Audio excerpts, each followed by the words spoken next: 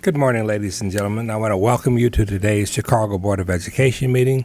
Today is July 25th, 2018. We are holding today's meeting in the boardroom at 42 West Madison Street. I am Frank Clark, and on behalf of my fellow board members, I want to thank you all for coming today. Our order of business will be as follows. Honor and excellence. We'll go into our CEO report, followed by an election for the president and vice president, followed by public participation. We will then go into our executive session, and then we will return to start our voting process.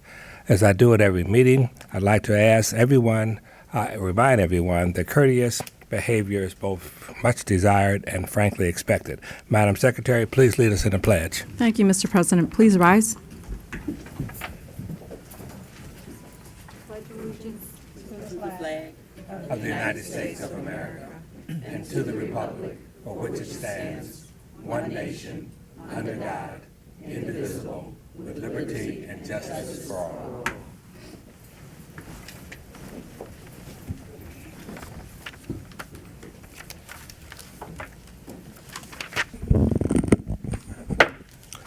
The regular meeting of Wednesday, July 25th, 2018 is hereby called to order. Madam Secretary, please call the roll. Thank you, Mr. President. Member Furlong? Present.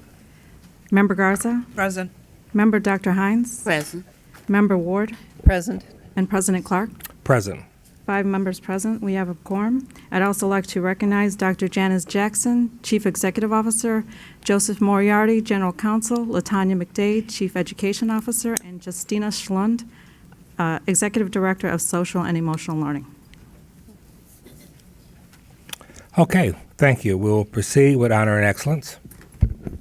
Good morning, everyone, and welcome to the July Board of Education meeting, and thank you for joining us this morning. We begin every Board of Education meeting by recognizing the accomplishments of our students and our school communities. Today, we honor a group of bright, talented students who are proud of their heritage and who refuse to let challenging circumstances keep them from achieving their dreams.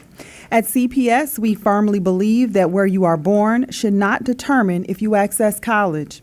Sadly, this is the reality for many of our dreamers, like the students we are honoring here today. Regardless of strong grades and test scores, undocumented students are not eligible for most of the financial aid and scholarship opportunities that make college accessible for their peers. As a first-generation American myself, this issue has always been very personal for me.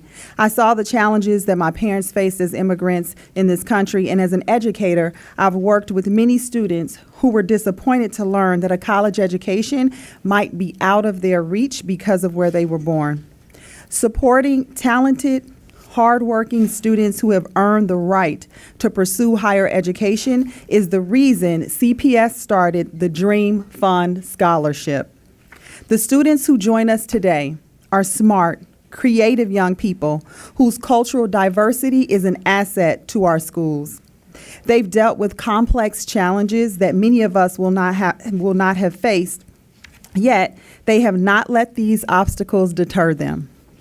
They deserve the chance to go to college, and I'm proud that the Dream Fund Scholarship is making that possible. I want to thank the CPS employees and community partners who have donated generously to this scholarship fund, as well as Mayor Emanuel, City Clerk Ana Valencia, and our very own Board of Education Vice President Jaime Guzman, who have been supporters of this project from its inception. With their support, the CPS Dream Fund Scholarship has helped many deserving students pursue a college education. 11 of those students recently graduated with the class of 2018 and are here with us today.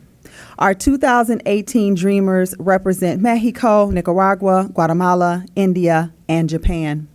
I have no doubt that they will do well in college and that they will go on to make great contributions to our city, our communities, and our world. Please join me in congratulating Isabel, Nadia, Jocelyn, Johnsy, Jorge, Andrea, Hideki, Edgar, Nayeli, Karina, and Mariam. Please congratulate our students.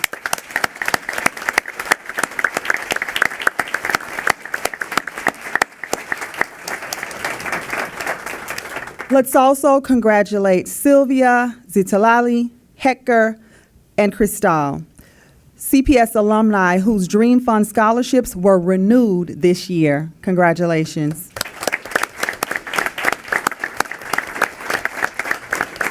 At this time, I would like to invite Mariam and Edgar to come forward with a few words. Hi, my name is Edgar. I go to Dominican, and I'm planning to major in mechanical engineering. I'm thankful for this opportunity because without the CPS Dream Fund, I wouldn't be able to pursue my passion. So if I wasn't able to go to Dominican, I'd feel unmotivated, like, oh, I'm not good enough, to go to other school. My friends go to, really good schools and they're following dreams, but I can't, because I'm undocumented. So with this, it opened my path to do what I want to do, which is mechanical engineering. Since I was little, I always liked engineering just because I'm fascinated with how things work. So this really opened the doors for me, and I'm grateful for it because I know many DACA students, they don't have the same opportunity as me. So that's why it's worth fighting, like, for future DACA students, we also need to fight for them because I want them to have the same opportunities that we have right now. Thank you. Thank you, Edgar.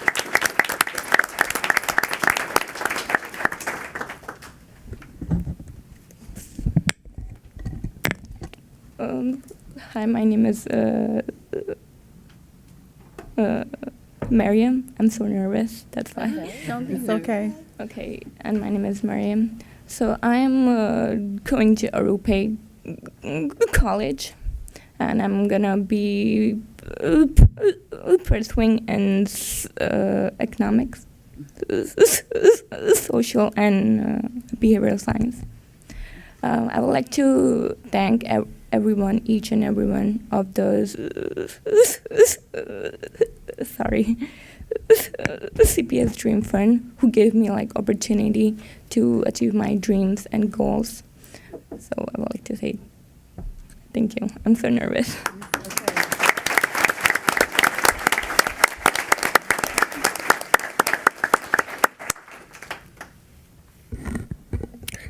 Our board members, questions, comments?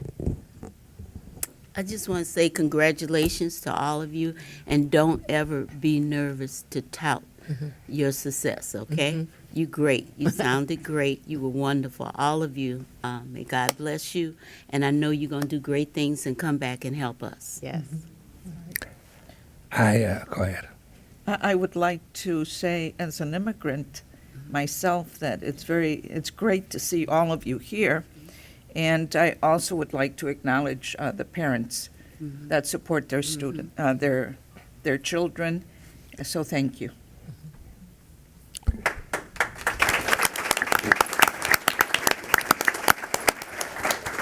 I would only add to what's already been said in your own comments that this is a profile in courage. It's a situation where, besides just the challenges of growing up, the challenge of getting a quality education and preparing for the rest of your life, you have these other challenges, frankly, that you had nothing to do with. They're just life. And what I see are a number of people with positive attitudes who are, frankly, are also willing to fight for what they are entitled to and what they believe in. And I personally admire that, as I'm sure everyone in the audience does. And being nervous is fine. When I was in the Army, they told us being afraid is okay as long as you can still do something. So you got up at the mic and you did what you needed to do, and you should be proud of that. But all of you should be proud of yourselves. So thank you so much. And Frank, I'm sorry, I see Marsha Boyd over here, who works with for CPS, and I know she initiated this years ago and fought for this to be what it is. So I just want to say thank you, Marsha, for making this happen and fighting for it when it wasn't even working. Yeah. Thank you, Dr. Hines and the board. I did want to say I really do thank CPS because all of these students are here today because everyone gave so generously to the fund. And because of you, one of our first scholars graduated with a bachelor's degree in education, and she was hired by CPS. She will be teaching. Carla will be teaching for CPS this fall, wow. thanks to the efforts of the CPS Dream Fund.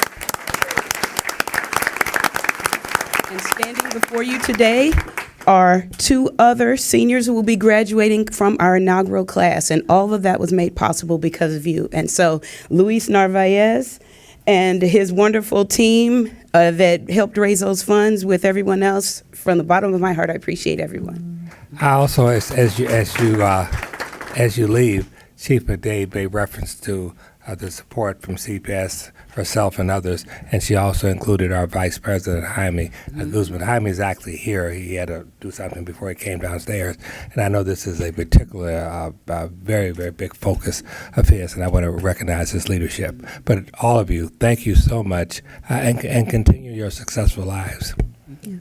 Thank you.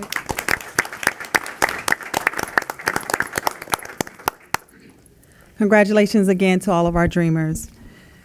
Earlier this month, I had the privilege of participating in our district Summer Leadership Institute, which brought all of our principals and assistant principals together for 2 days of professional development.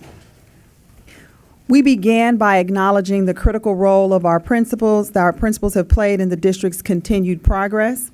Our students' historic accomplishments, from their record-breaking graduation rate to the gains called out in the Stanford University study, would not have been possible without their talent, dedication, and drive.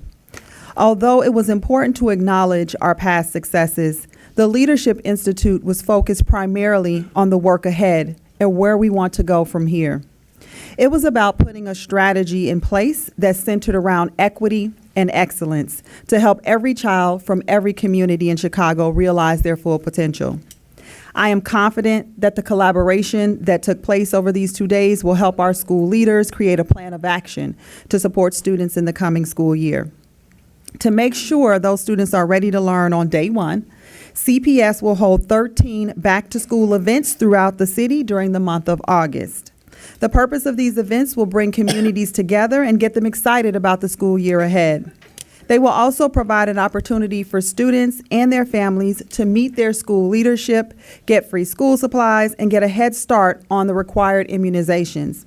Families can find specific details on the back-to-school celebrations that are happening in their communities by visiting the CPS website at cps.edu/back-to-school.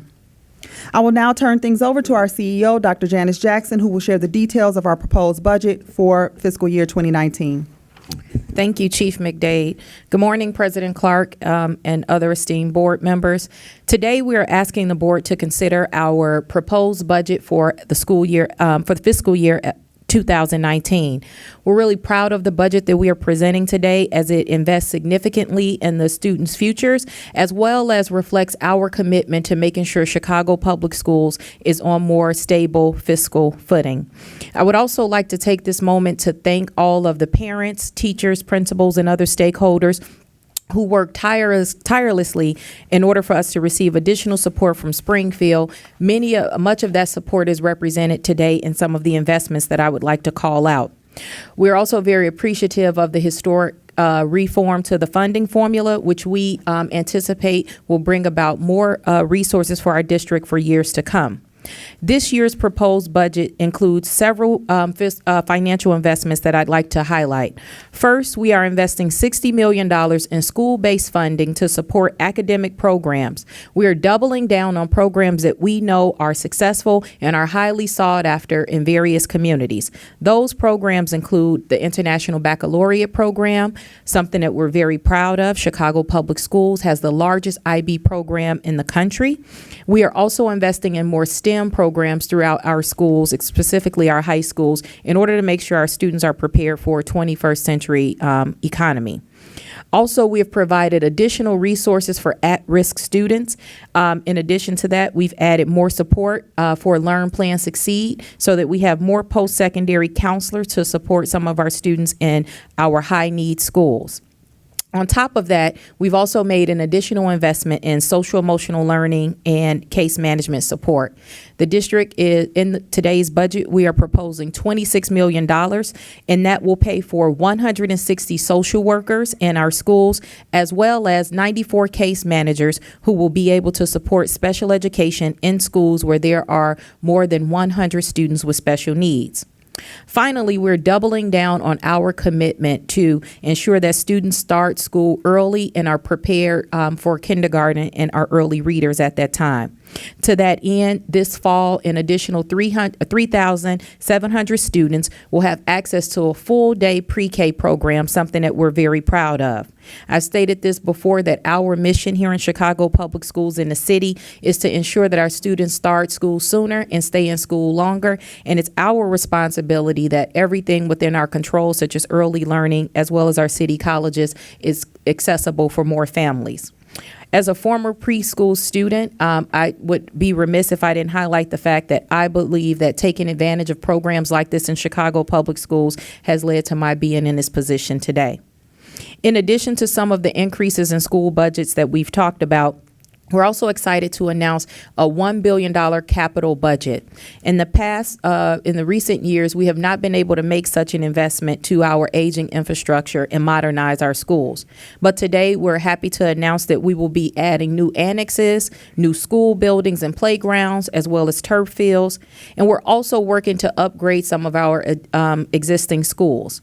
This includes an investment in science labs, something that's really important to me. As Chicago Public Schools graduation rate continues to rise, so does our requirements for graduation in the district, and we want to make sure that schools are equipped with state-of-the-art science labs that have cutting-edge technology so that students can be prepared for the industries when they graduate.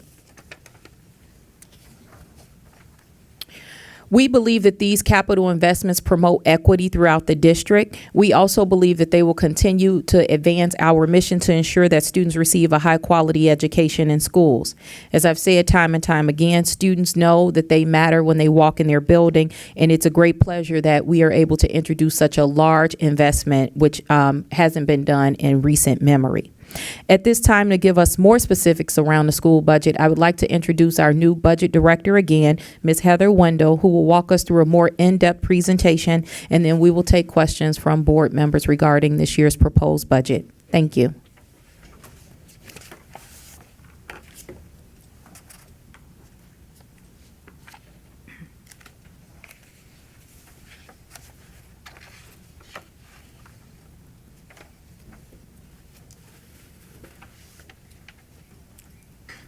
Thank you, Dr. Jackson. Good morning, President Clark and members of the board.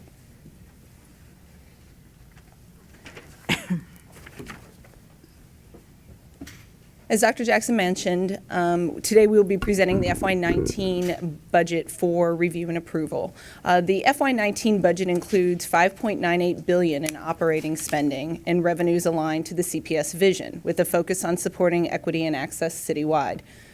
State revenue risk is largely removed in this budget, as proven in FY18 through the passage of the state funding package and moving into FY19. The FY19 budget is structurally balanced for the second year in a row. Our fund balance has been restored and is nearing CPS fund balance targets. Our cash position has improved in FY18 and is projected to have additional improvement in FY19. And the market has clearly stated that CPS's financial position has improved by lowering our borrowing costs. Slide 3 provides a comparison of our operating budget year over year. You can see that from FY18 to FY19, we've increased our operating budget by about 5% to $5.9 billion. As Dr. Jackson mentioned, this increase reflects a significant investment in our schools. So to build on the record-setting academic progress that has earned our district national recognition, we're investing $3.1 billion in school-level funding for the 18-19 school year. This is an increase of more than $60 million compared to the 17-18 school year.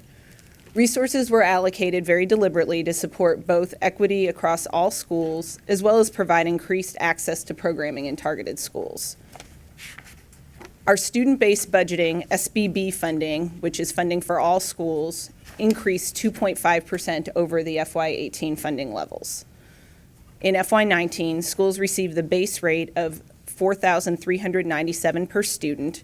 This base rate is then weighted based on grade level and diverse learner LRE categories. Schools also receive discretionary funding through federal dollars, primarily Title I and Title II, and state funds called supplemental aid, which is allocated per student using a need-based formula. Under the state funding for supplemental aid, we increased the per pupil amount this year from $857 per student to $910 per student. This represents a $14 million increase over the FY18 funding level. As Dr. Jackson mentioned, the budget also reflects significant investments in academic excellence and equity. Our budget, in addition to the operating funds, includes nearly $1 billion in capital spending, which would be the district's largest single-year capital investment in more than 2 decades. Can I stop you? What was it last year? I know, but I want to hear you say it. The capital budget. The capital budget was $136 last year? Yes. $136 million. Correct. Compared to? Nearly $1 billion this year, $989 million. For many students, this capital investment in FY19 will mean new annexes and new classrooms. For others, it will mean modernized school buildings that are safe and ready for the new school year. For every student in the city, this will mean access to digital learning tools and state-of-the-art high school science labs.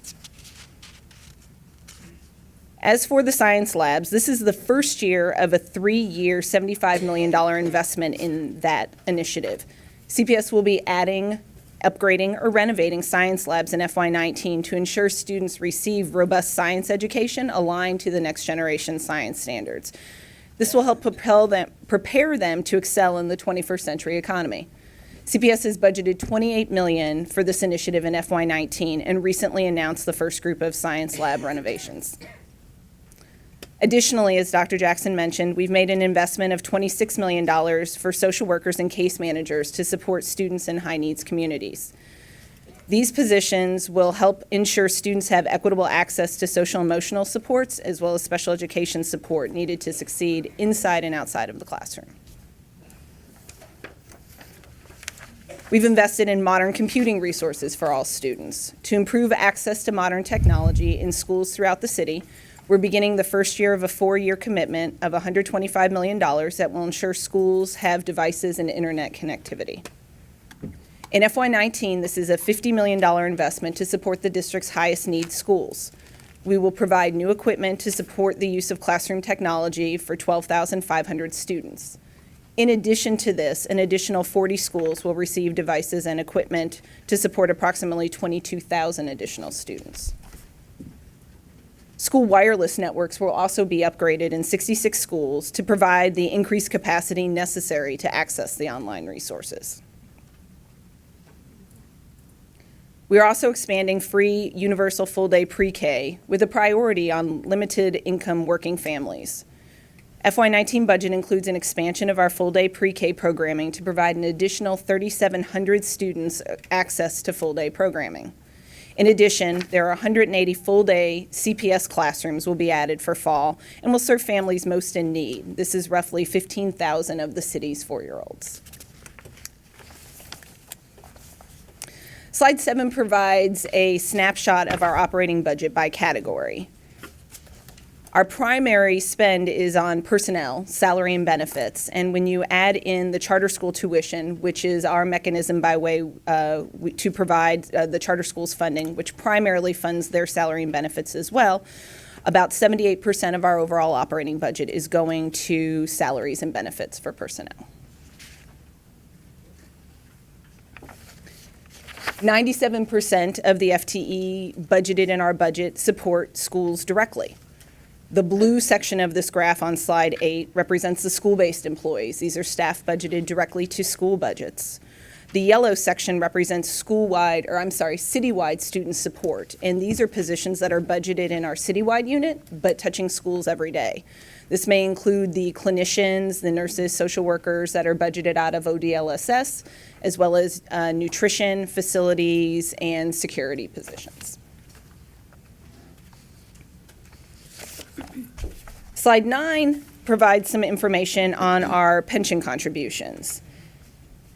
While our pension obligation continues to grow, as you'll see in the chart here, the bar graphs, we're moving to $809 million in FY19 from $784 million in FY18.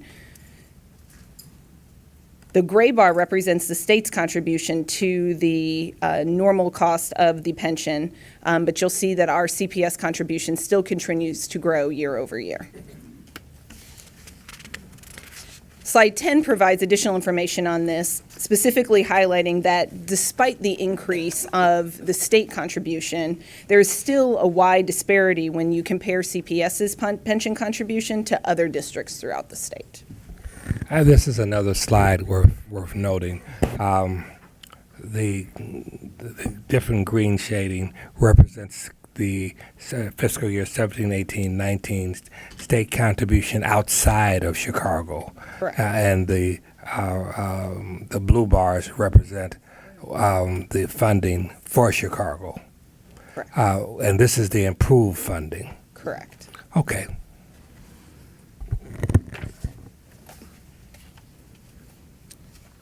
Slide 11 provides some additional detail on the capital budget and investments for proposed FY19.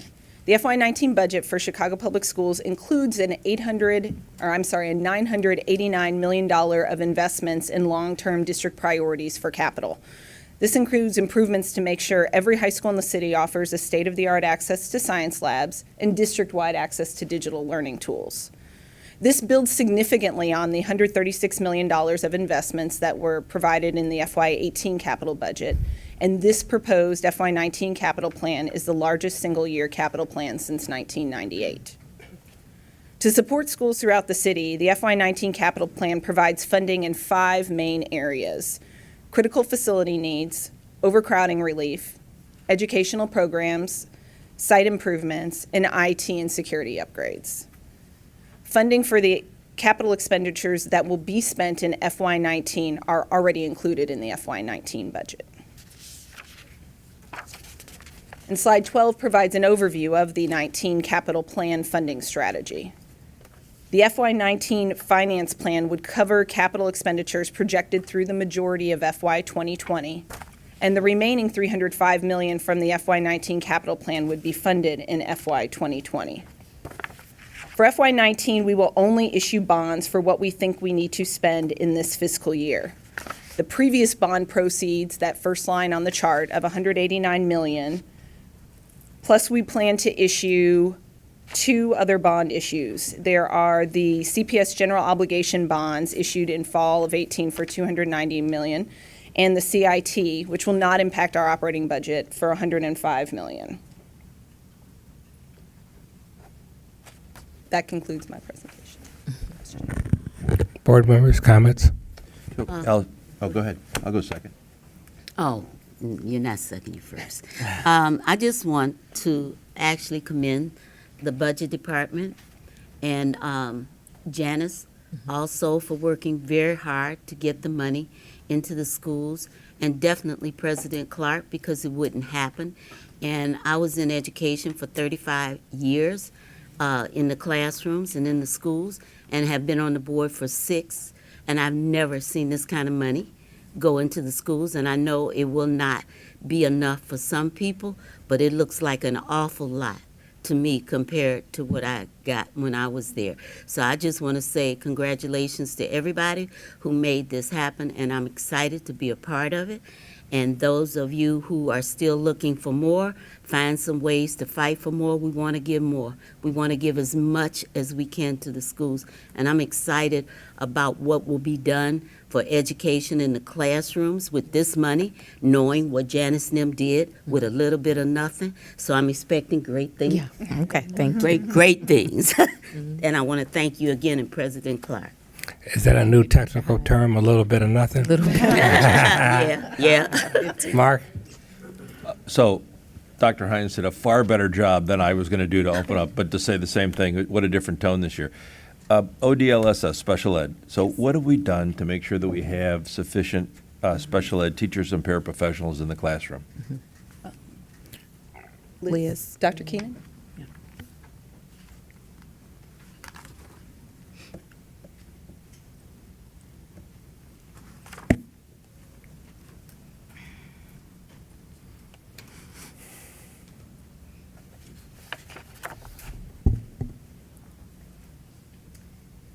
Thank you, Director Furlong. In terms of ODLSS and our recruitment around special education teachers and also our SICAs, we've been working with our talent office to be able to kind of make sure we have people in our schools. The budget really does support in terms of the need of the IEPs at each school, looking at the number of students with IEP minutes for teachers, and also looking at the IEPs for special education students who require paraprofessional services. That was done in the spring of this year, so we made sure that we are working hand in hand with schools. If new students come in, we are making sure that we're addressing that right away to be able to support schools and providing the supports that they need to be able to support the IEPs. Where do you think you'll be when school starts trying to fill these open positions? How close do you think you'll get? Well, with the additional resources that we just are looking at right now with case managers and with our social workers, that's going to be more of a year-long process to be able to fill those positions. Special education program, particularly special education teachers, are the hardest ones to fill. Social workers are a little bit more, we have more availability to them, but to scale up to 160 very quickly is going to be difficult, but we are interviewing and hiring as fast as we can. And we also are making sure that we're working hand in hand with schools to make sure that we are supporting, the teacher recruitment efforts and the paraprofessional recruitment efforts. One more thing about this is related service providers. Typically, those have been the hardest to fill positions. And this year, with our particular school psychologists, social workers, with our OT, occupational therapists, and physical therapists, we are at our targeted rate of filling of those positions. We have not been able to do that in the past. We've had high vacancies in those particular areas, but this year we've been able to offer early contracts, and that has allowed us to be able to make sure that we get high quality staff, and that we are at our expected fill rates for those particular areas. Nursing is the one area that we still need to do a little bit more work on. We have the vacancies in nursing, but that is one area that's just a national issue with hiring certified nurses for schools. While you're at the podium, Dr. Keenan, what is the feedback you're hearing from schools about budgets for next year as it relates to special ed at their specific schools? And I know in the past there was an appeal process that ended up taking too long. Like, what are the plans to make sure that if there are any concerns at the school level, that those are addressed in a timely fashion? Right. Great question, because going into the budget this year, wanted to make sure that we are supporting schools and their IEPs, and that schools know what their staffing allocations will look like. So we listened to the principals. They gave really great feedback in terms of recommendations on how we approach the budget process when we went to the quota positions. We're not intermingling the SBB dollars in with special ed. That has been well received from principals. Also, principals receiving their allocations in the spring of the year was extremely helpful. And then the teacher allocations, we are trying to make sure that we're we're stabilizing them, and that we're looking at providing the allocations based on their highest rate of students, which is typically in the spring for special ed. And so that we're not seeing this pendulum swinging too much, where if you have 9 teachers and you had, 100 special education students the year prior, that you are on the same track for this next year, we're not going to be adjusting the allocation. So it really helped from the principal perspective that they knew where their student allocations were going to, their particular teacher allocations. SECAs are the same way. They're based on the IEP minutes. And we want to make sure that with these paraprofessionals, as new students come in, because we know new students are going to be coming in throughout this school year, that we built it into the budget so that we can, in terms of looking at the appeals process, we can look at it. A principal can submit a form to us, and we will return it within 3 days on the notification on if we're accepting or that they have the that they require additional teaching or paraprofessionals.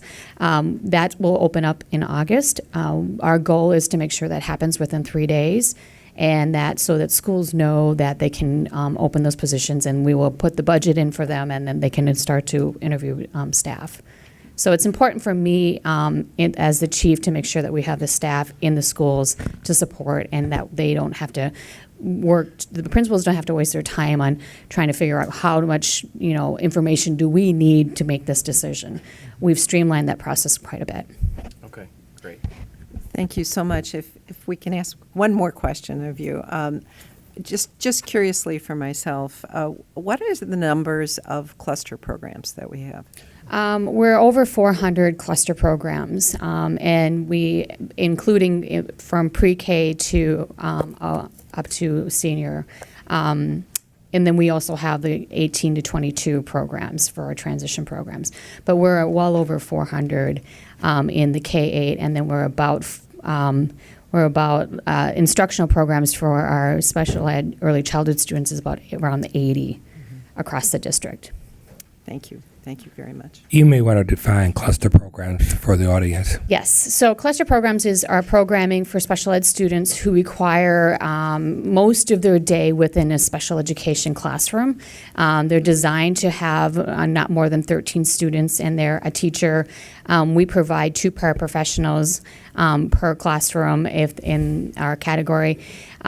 We also, which is over above what ISB requires. ISB requires 1 paraprofessional, but we provide 2 right away for our staff. What I conclude from your comments with regard to adequate resources, the issue is not, as you see it today, dollars. The issue where we have gaps is availability of personnel. Is that a correct summation? And we're already aggressively trying to get and recruit the people we need. Is it that in this marketplace they simply are not enough of them, or there are too many people trying to get them? It's just the availability. Yeah. It's the coming out of the colleges and people with the proper certification and licensure, because special education has so many different requirements.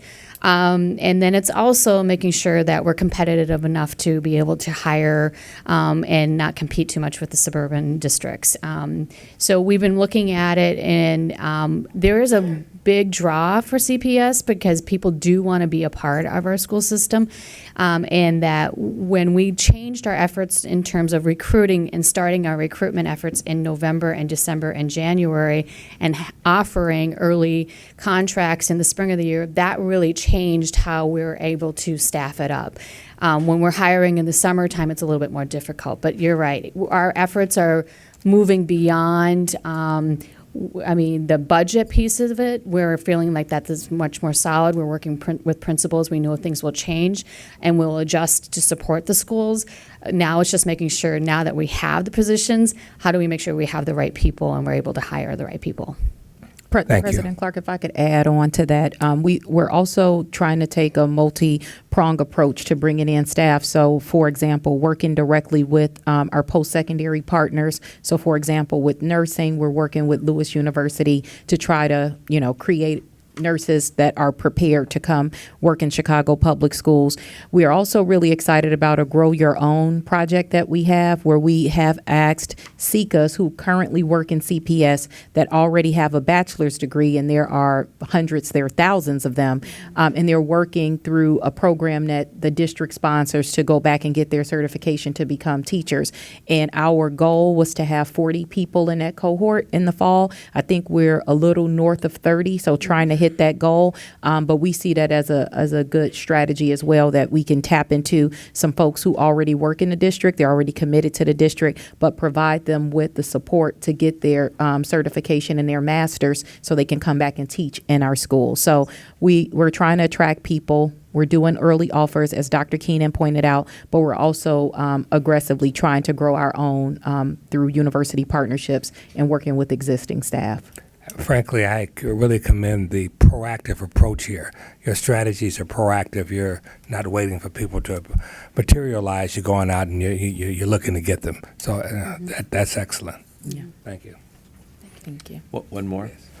So let me first say, before I ask the last question, or that I have anyway, thanks for working with us since the winter. And I know this has been a kind of laborious exercise with all of us in groups of 1 and 2 and so forth. So thank you. And as Frank said, it took a long period of time since you joined, which seems like a long time ago, but it's not even a year yet, is it? Yeah. Not even. Yeah.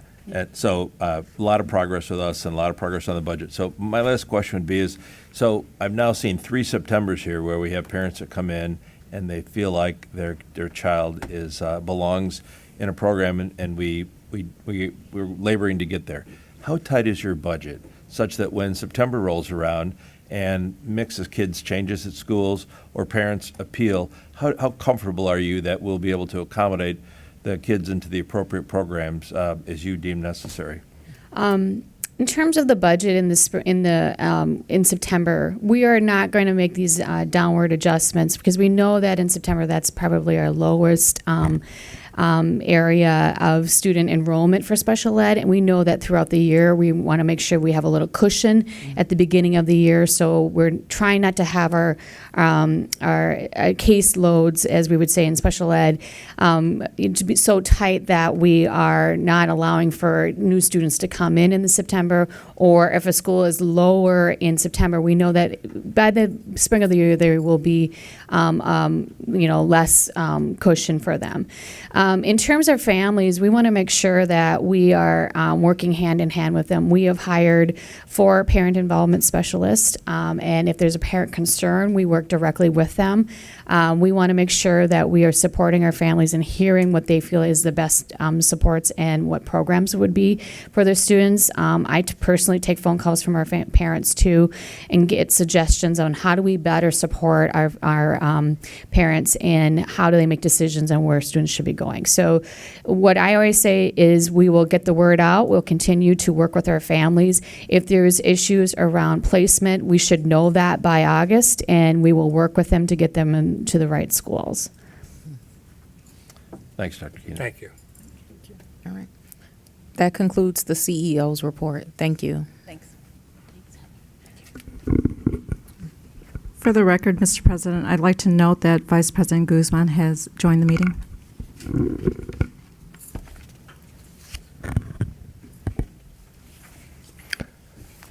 Okay. Any more questions from board members? Oh, I'm sorry. I think we do have one more presentation. I'm sorry. Well, I'm sorry. I thought you'd I decided to messed pull up. it. Sorry, Justina. Code of conduct. Yes, we have one addition. We're proposing changes to the student code of conduct. And Justina Schlung, our executive director for social emotional learning, will walk us through those changes. Thank you, Justina. Thanks, Dr. Jackson. Good morning, and thank you for having me here. As Dr. Jackson mentioned, we are proposing today a school year 19 student code of conduct that we believe will really reinforce consistent implementation of effective disciplinary practices that we've been working toward. So before I kind of jump into the specific revisions that we're proposing today, I wanted to share just some very brief background of how we got here. This year's policy builds off of the work that we've been doing for many years to create restorative, supportive learning environments that promote lifelong social, emotional, and academic skills development for our students. As you know, we've made several revisions to our student code of conduct since 2012 to better align our discipline practices to this culture, really so that when a behavior incident arises, we're really being proactive, we're looking at root cause, we're minimizing any loss to instructional time.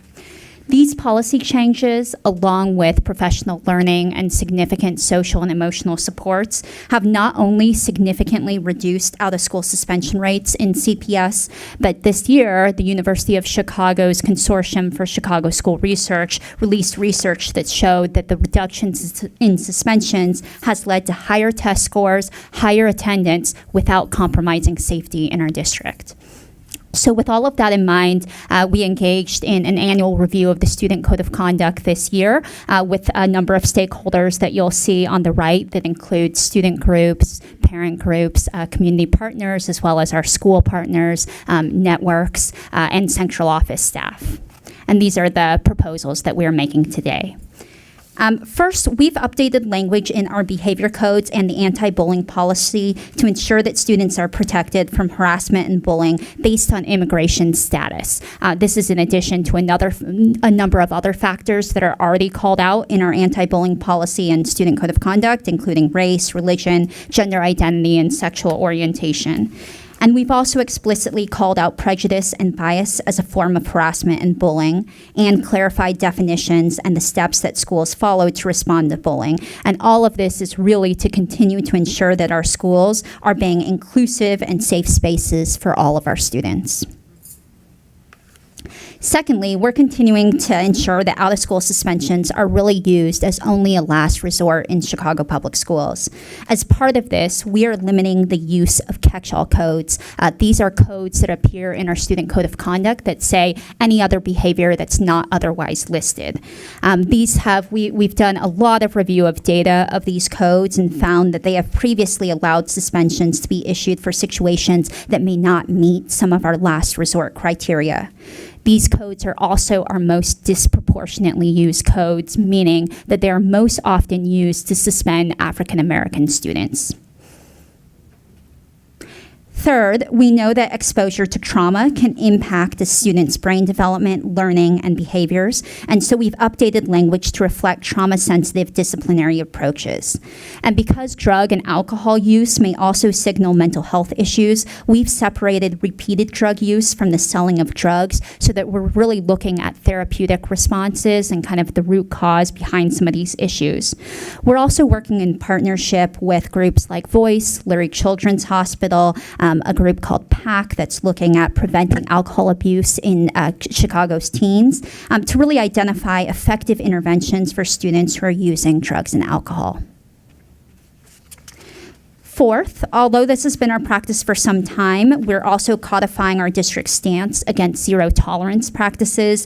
Zero tolerance practices are things like saying certain behaviors automatically result in suspensions and expulsions, and this is currently prohibited under state law. We have been engaging in this process for some time, that when behaviors are referred for expulsion, we're looking at it with a cross-departmental committee to really look at what is the appropriate response. And so we're increasing the use of this committee to look at all serious behaviors while still allowing principals the option to refer students for expulsion hearing if it warrants it, but not as an automatic request. And then lastly, we've provided clear protocols for when schools should contact the new Office of Student Protections in Title IX to assist in responding to allegations of student-on-student harassment, bullying, or assault that's related to sex, gender, sexual orientation, or gender expression. And this is really to make sure that all of the safeguards are in place and that we're providing advocacy to ensure kind of a double check on students' mental health, their well-being, and safety. And I'm happy to answer any questions on the proposals. I have just one. All of these changes are changes that we should be doing, but some of them require re-education, in other words, training. Any comments on how all the appropriate people will be adequately trained? Absolutely. So all principals and assistant principals were recently trained the past 2 weeks through our annual legal conference. It was a required training for everyone to participate in. We are also providing training to our deans and disciplinarians through all of our network social and emotional learning specialists. We've also provided materials to all of our schools to be able to train their school staff on this as well. And we're partnering with some parent groups to think about parent trainings. Thank you very much. That concludes your comments? Thank you. All right, good. Thank you. Okay. Board Member Guzman, do you have a motion? Yes. I move that the board elect Frank M. Clark to the office of the President of the Board of Education of the City of Chicago. Dr. Hines? I second it. Thank you. Thank you. I will proceed with a roll call. Member Furlong? Yes. Member Garza? Yes. Vice President Guzman? Yes. Member Dr. Hines? I'm thinking about him. Yes. Member Ward? Yes. And President You Clark? gotta let. I vote for myself. You can vote for yourself. Yes. Thank you. 6 ayes, 0 nays. Congratulations to Frank M. Clark, the President of the Chicago Board of Education.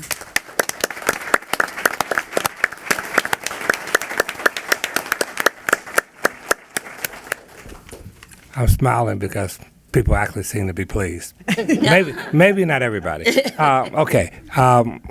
Board Member Ward, do you have a motion? I move that the board elect Jaime Guzman to the office of Vice President of the Board of Education in the City of Chicago. Board Member Furlong, do you have is there a second? With no reservation, I second the motion. Thank you. I will proceed with a roll call. Board Member Furlong. Yes. Board Member Garza. Yes. Vice President Guzman. Yes. Board Member Dr. Hines. Yes. Board Member Ward. Yes. And President Clark. Yes. Thank you. 6 ayes, 0 nays. Congratulations to Jaime Guzman, Vice President of the Chicago Board of Education. I just have one announcement, and it's the same one I make at every board meeting to encourage everyone that has an interest to go and use our website. That is cpsboe.org. It's an excellent way in between board meetings to reach out and communicate with us, or actually come in and have an opportunity to sit down with one of the board members, to address issues that you may have. We also are committed to give substantive responses to inquiries that we receive from anyone that has an issue. And I have to remember, are we still responding within 48 hours? Yes. That's a yes. Yes. So you get a timely and hopefully substantive response. So I do encourage the use of that. Madam Secretary, please share the details for the next board meeting. Thank you, Mr. President. The next board meeting will be held on Wednesday, August 22nd, 2018, at the CPS Loop office. Advanced registration will open at 10:30 a.m. Monday, August 20th, 2018, and will close Tuesday, August 21st, 2018, at 5 o'clock p.m., or until all slots are filled, whichever is first. If anyone has any questions about this process, please contact the board office for our assistance. Thank you. Okay, now let's proceed with today's public participation section. Madam Secretary, please share the rules for public participation. Thank you, Mr. President. Before we begin public participation, I would like to address the audience. Speakers, please listen while I provide the following directions for public participation. I will call your name and number when it is your turn to speak. When you hear your name, please immediately proceed to the staging area to the left of the podium and check in with a board office staff member. You will be lined up in the correct order. When it is your turn to speak, please proceed to the podium and state your name. After you state your name, I will then start the 2-minute clock, which is visible to all in the audience. I would also like to note that there is a timer on top of the podium for the speakers to see. When there are 30 seconds remaining, the color will turn yellow, and when the 2 minutes are up, the light will turn to red. Please immediately take your seat when your time is up to allow for the next speakers to begin. Also, for anyone who plans to stand in support of a speaker, please be aware that the only walkway in the boardroom is behind the podium. Therefore, if you would kindly make a single file line and stand as near the railing as possible, this will still allow people to pass through the area safely. Thank you. Okay, are we ready to begin? Mr. President, I'd like to note that there are two elected officials that would like to address the board, and they are Alderman Michelle Smith from the 43rd Ward and Alderman Scott Wagisback from the 32nd Ward. If we could have Alderman Smith, please. Good morning, and thank you very much for accommodating Alderman Wagisback and I, as we are actually in a city council meeting right now, so we need to run. We're here today to speak on behalf of the consideration of the separation of Alcott Elementary School and its high school, which is actually located at a bit of a distance away. This is something that this community has worked on for a long time. We're very proud of both schools, and they're both doing very well, and we believe it is time for them to separate it and pursue their own destinies. So I just wanted to come here today to speak with the Principal Estrada and my colleague Alderman Wagisback in favor of this proposal, which is really a success story for our schools. Alderman Wagisback. Thank you, President Clark and the board. I put together a letter of support, so I'll be short. Not here today to talk about the other great issues that we have to deal with every day, the SPED and or special education and the sexual assault issues. Save that for another day. But I also fully support this separation of the two schools, the elementary and the high school. The high school is located in the 32nd Ward. We've worked very closely with Principal Estrada, the AP, and the parents and the students there to really bring in a lot of the other elementary schools in the area, talk to parents, and make sure that as we move forward with this separation, that we will continue to see the success that we have at the high school and as well as the elementary. So I'll submit a letter, and I want to thank you for your consideration today for this separation. Thank you. You're welcome.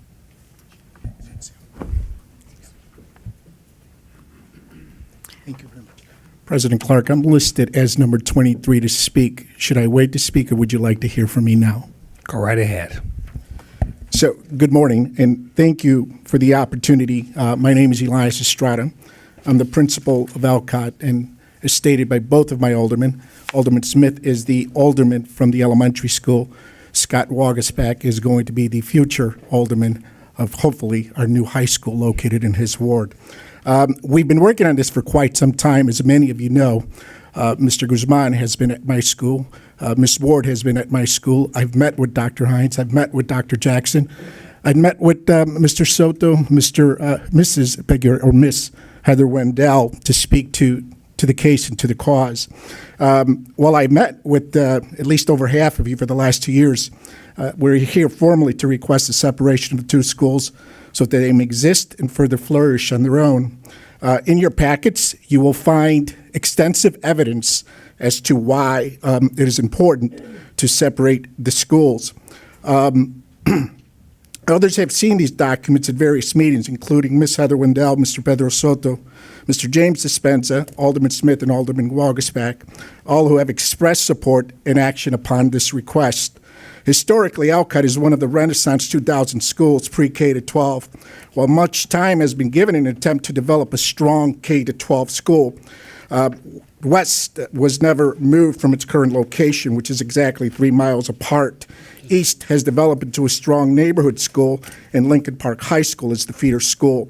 In the last 2 years, 60 to 70% of our 8th graders matriculate to the high selective high schools. That being said, a very small percentage of our kids attend the West campus. West has developed, though, into a sought-out alternative to students citywide. There is almost no crossover. In 2017, we only had 2 students. In 2018, we only had 3. There's other challenges as well. Funding, SBB dollars are used to fund... Excuse me, Mr. Estrada? Yes. Can you please conclude? Sure. SBB dollars are used to fund the foundation, the assistant principal, the clerk, the counselor. it's an issue, and it's something they need to look at. When the schools are combined as well, Alcott West, which most of its students fall below that poverty line, do not reap the benefits of any Title I or Title II monies. If you take a look at what's in the folder, you see the data and the evidence and the numbers, which were helped put together, by the way, by the budget department of CPS. So lots is going on. I will stop now. Please be advised that you have my LSC chair, Nate Geller, here to speak on behalf as well as my assistant principal, Grace Smoot, who has been at the school with me for almost 6 years at the high school. Thank you for your time. Thank you. Mr. President, I'd also like to note that we have Michael Brunson from the CTU who would like to address the board as well.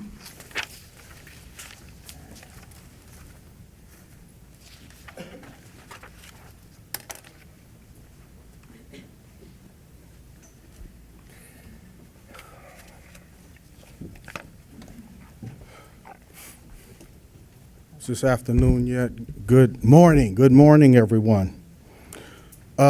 Look, please allow me to indulge my passion for literature. I think this is apropos to the moment that we find ourselves in. It was the best of times, it was the worst of times. It was an age of wisdom, it was an age of foolishness. It was an epoch of belief, it was an epoch of incredulity. It was the season of light, it was the season of darkness. It was the spring of hope, it was the winter of despair.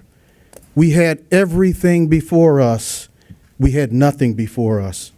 We were all going directly to heaven, we were all going directly the other way. In short, the period was so far like the present period that some of its noisiest authorities insisted on its being received for good or evil in the superlative degree of comparison only. You might recognize this is the beginning of A Tale of Two Cities that was written by Charles Dickens in 1859. He was talking about the onset of the French Revolution that started with the storming of the Bastille, July 14, 1789. And as they stormed, they cried about liberty, equality, and fraternity. Nowadays, we have a bit more direct term, a bit more precise term, but it's a little bit more abstract. It's called inequity. We talk about inequity. I've heard it said that you can't miss what you can't measure. As a matter of fact, my first spiritual guru, George Clinton of the Parliament Funkadelic, made a song about it. But I say that you can measure seemingly abstract concepts like inequality.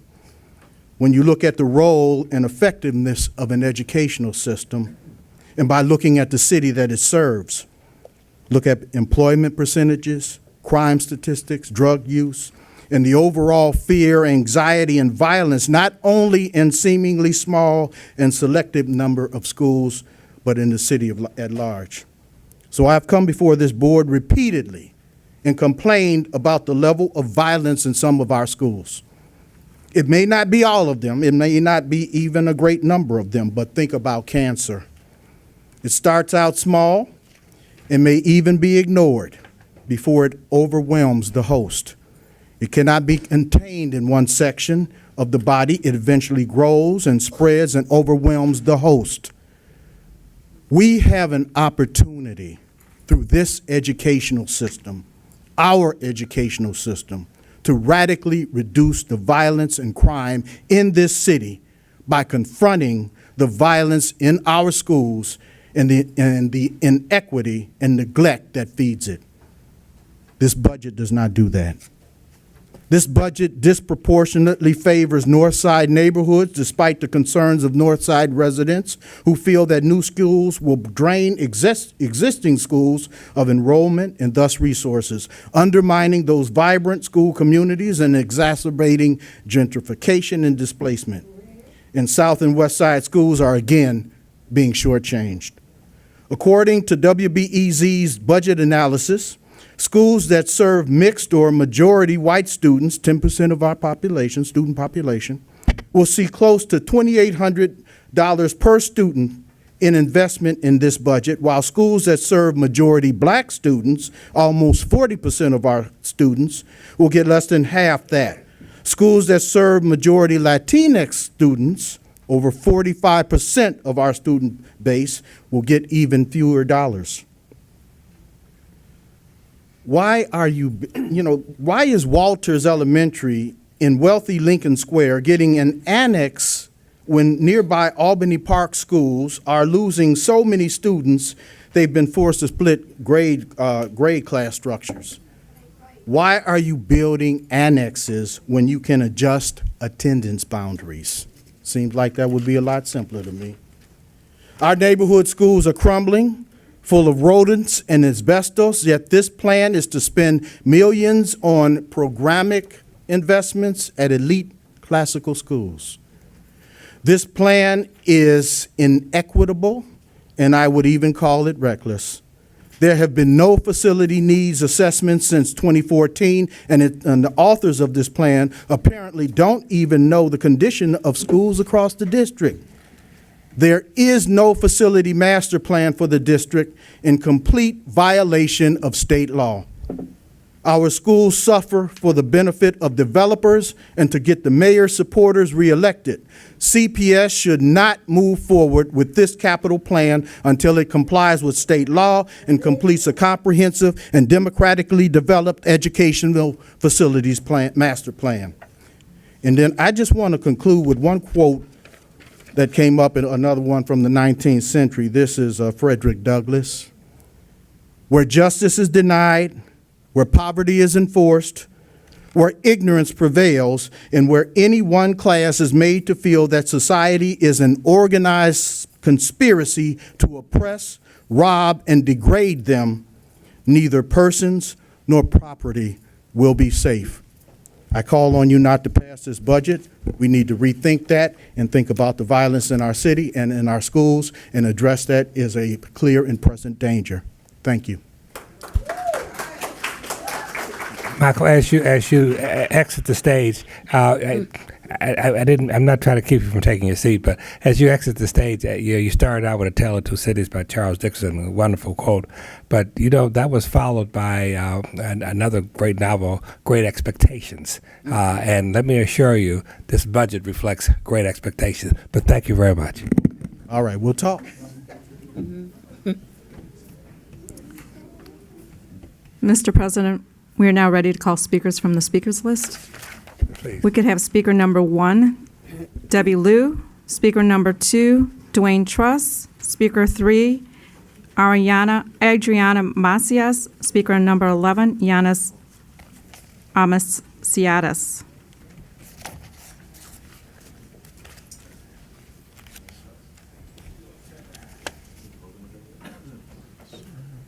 Speaker number 1, Debbie Liu.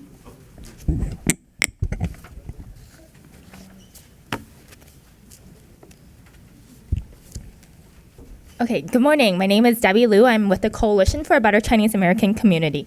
Over the past couple of decades, the Chinatown community discussed with previous CPS officials and the mayor's office about the need for a nearby high school for the community. There never seemed to be enough resources until November 2016, when CPS released a supplemental capital budget. There were $75 million earmarked to the South Side High School. Chinatown began advocacy for these funds to be used to address the needs not only for Chinatown, but for the greater Chinatown stretching to Bridgeport to the west, South Loop to the north, and Douglas to the east. While we were disappointed that the new $75 million high school was going to be slated for Inglewood, we knew that it corrects some of the historical wrongs and disinvestments in the community.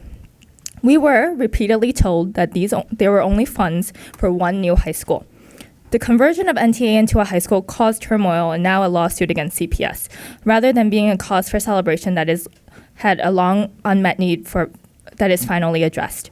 However, the new fiscal year 2019 capital budget found funds for 2 new high schools, the rebuilding of Hancock, and $70 million allocated to the new high school on the near west side. The turmoil that we have faced in the near south could have been prevented if CPS had originally led a transparent and authentic community-led, long-term based planning process. Even now, as planning for the Near South is underway, parents in the surrounding communities such as Gap and the western end and southern end of Bridgeport are all asking for students to be included in the high school boundaries. As stated in our previous testimony about the conversion of NTA into a high school, a 1,200 student capacity is only a stopgap measure that only serves portion of the Near South. With the expected growth of the population in Near South, Chinatown, Bridgeport, South Loop, and Douglas, a long-term solution is still needed. If Chicago is truly a city of neighborhoods, we need to think about investments in the same neighborhood that the city celebrates in a more equitable way. Thank you. Thank you very much.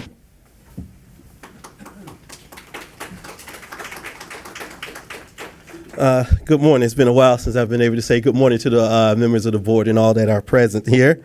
I just want to say no disrespect, President Clark, in terms of great expectations. It seems the great expectations are every place else but the south and west sides of Chicago.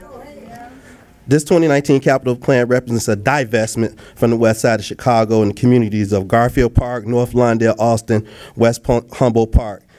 These communities, we have what they call with LISC planning circles, which LISC is funding, plans of how to improve the west side, how to uplift the west side.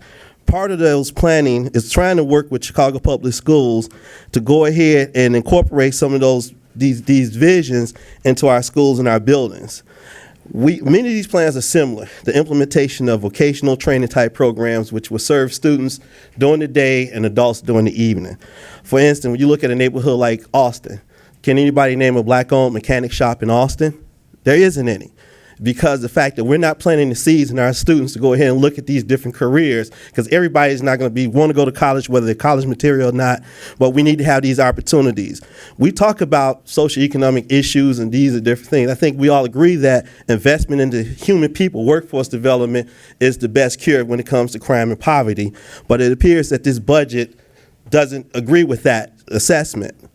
We've working hard. We reached out to many members of Chicago Public Schools, to the Austin Community Action Councils, the different planning bodies, and at this point, we're just basically developing digital paperweights because nobody's really taking it seriously. We have poor families on the west and south side of Chicago being charged tens of thousands of dollars in tuition and loans. I mean, right across the street from here, Coyne School has many adults returning trying to get some type of job skills, and it's like, why should we have them paying $10,000 to those entities to make money? Well, we can have that money right in our own community, to give them those different skills of training, from whether it be HVAC, barbering, cosmetology, etc. And it's a shame that... Excuse me, Mr. Truss. I got you. And it's a shame that a community like Austin, for instance, we've been talking about the traditional vocational programs, but you're building a building trades program there at Process already has programs, and there's no programs like that on the west and south side of Chicago. Well, at least I can speak for the west side of Chicago. I ain't anti-south side, I'm just pro-west side. But I thank you for this opportunity, and I please ask you to get with these plans, look at these plans, and put some investment behind it, because you'll be putting an investment into people. Thank you. Thank you very much. As the next group approaches the podium, can we have number 4, Roy Balden, number 5, Joy Clendenning, number 6, Natasha Dunn, and number 7, Maria Owens, please line up.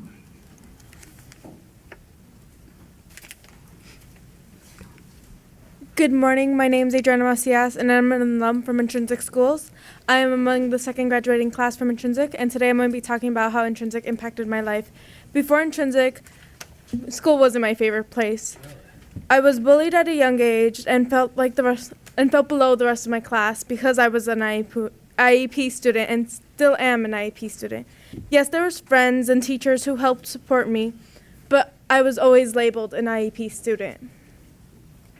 When I came to Intrinsic, I did not feel like an outsider because the way the classes are set up and because the way we are taught. We are taught in groups and able to improve on the areas that we need to improve on.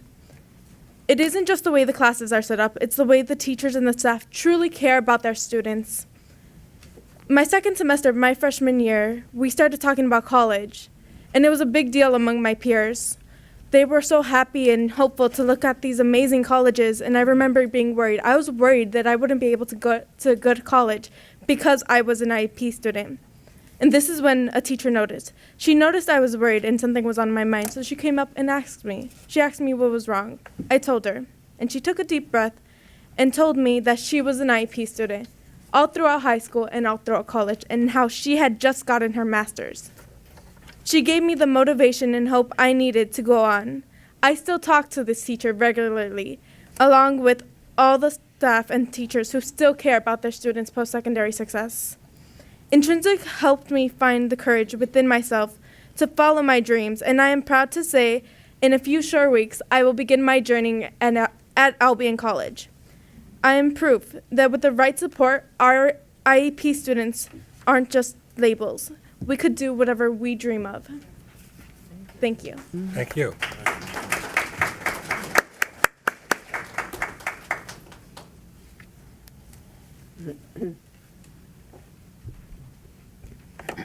Good morning. My name is Yanis Amasiadis. I'm the first graduate class and an alumni at Intrinsic Schools.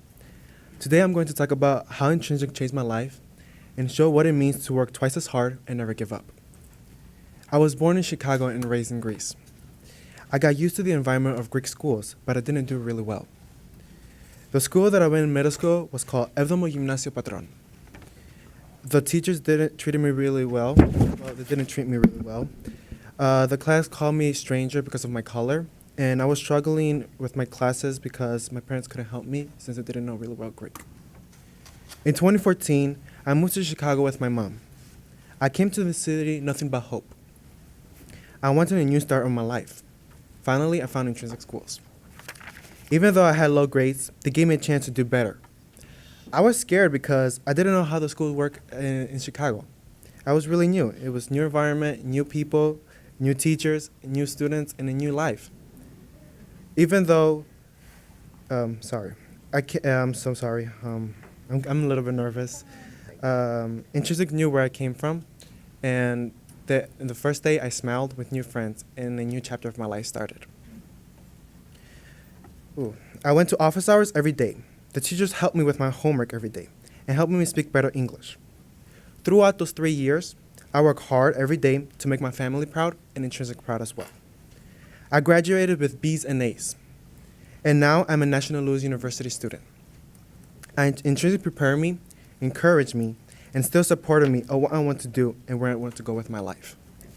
As in conclude, I want to make known how grateful I am that in 2012, the board approved Intrinsic opening. For me, being the first graduating class, it is exciting to see how Intrinsic continues to make lasting impact for Chicago youth. My name is Yanis Amasiadis. Thank you for your listening. Thank you.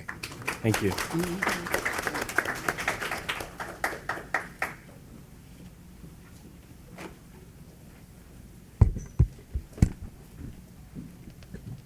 Can you guys get something high enough for me next time? So, No.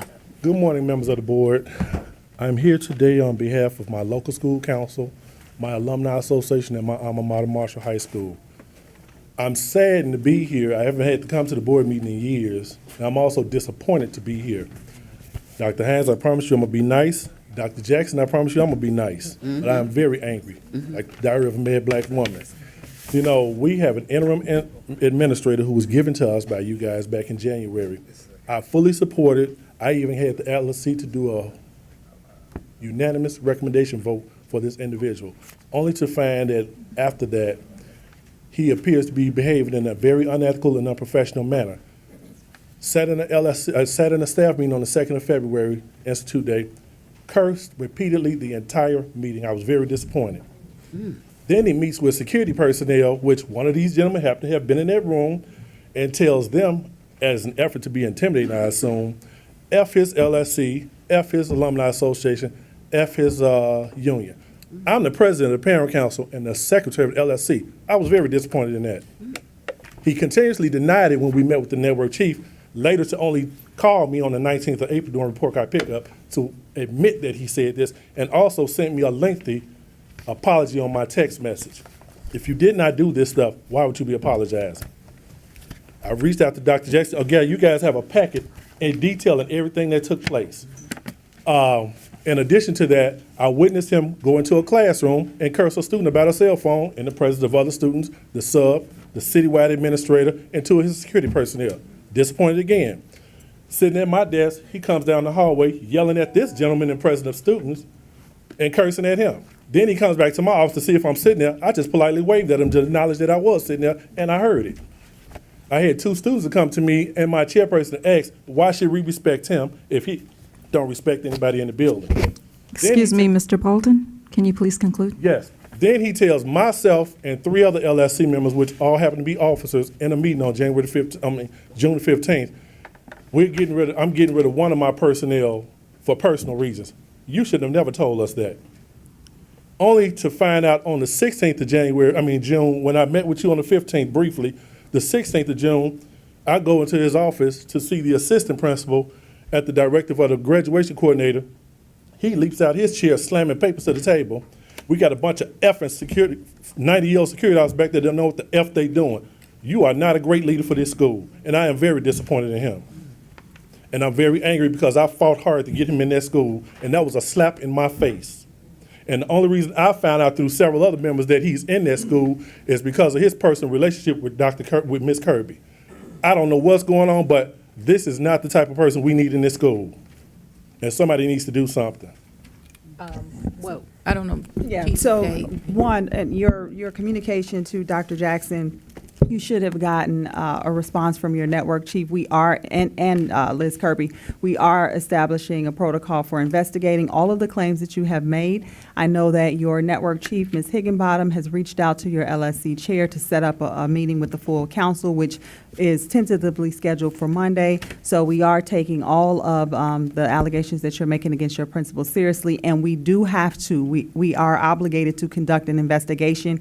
Anytime people come forward with complaints, we have to investigate that, not just take those complaints and run with them. So we want to make sure that we do our due diligence to do the right thing by you, the school, and the entire school community, as well as the staff and administration. So an investigation has already been launched. We will be conducting interviews with some of the individuals that you named, and there is a council meeting scheduled. I know that some of your council members are out of town, I believe. They are Yeah, currently so- now, and I will be leaving on Sunday, so I won't be back until the 7th of August. So we will have a meeting with those that are present, because I think that you stated that you were raising concerns on behalf of those individuals. So we will conduct a meeting with those individuals as soon as possible. As again, it's tentatively scheduled for Monday, but the investigation has already been launched based on the Okay. communication that you forwarded to the CEO.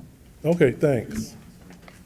As the next speaker approaches the podium, number 9, Cynthia Gonzalez, number 10, Allison Jack, and number 49, Ron Mandersheed.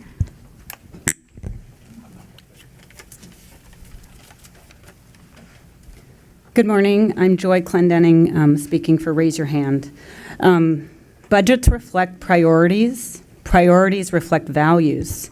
In under-resourced situations, decisions about how to spend insufficient funds are even more crucial. There are trade-offs, and how you decide to spend funds reflects what is most important to you. What matters to you as board members? If equity, transparency, and process matter to you, and if you care about remedying disparities, then you will delay the vote on the capital budget. After crunching the data, the disparities are astonishing.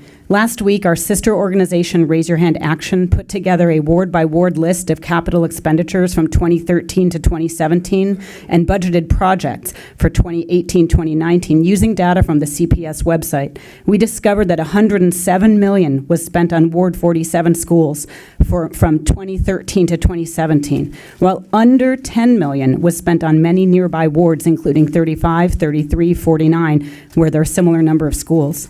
Then yesterday, the Voorhees Center at UIC shared data showing the percentage of facilities needs covered by wards since 2013.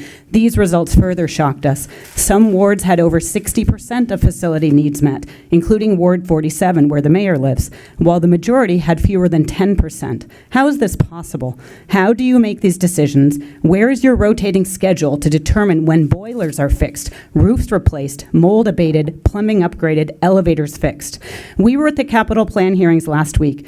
Since we didn't see any of you there, we wanted to mention that parents were begging for these basic needs to be met in their schools. Everyone left those hearings with zero clue about your process. Parents were surprised to hear about turf fields, annexes, and new buildings when they've been told there is no money for basic repairs such as fixing plumbing or heat. As one parent said, "I'm surprised you're going to build a new high school. Fix what you have." Or from another parent, "Invierten en las escuelas que ya están." CPS must do better. Today you are voting on an equity department. Halt this budget until that department can get involved and fix it. Thank you.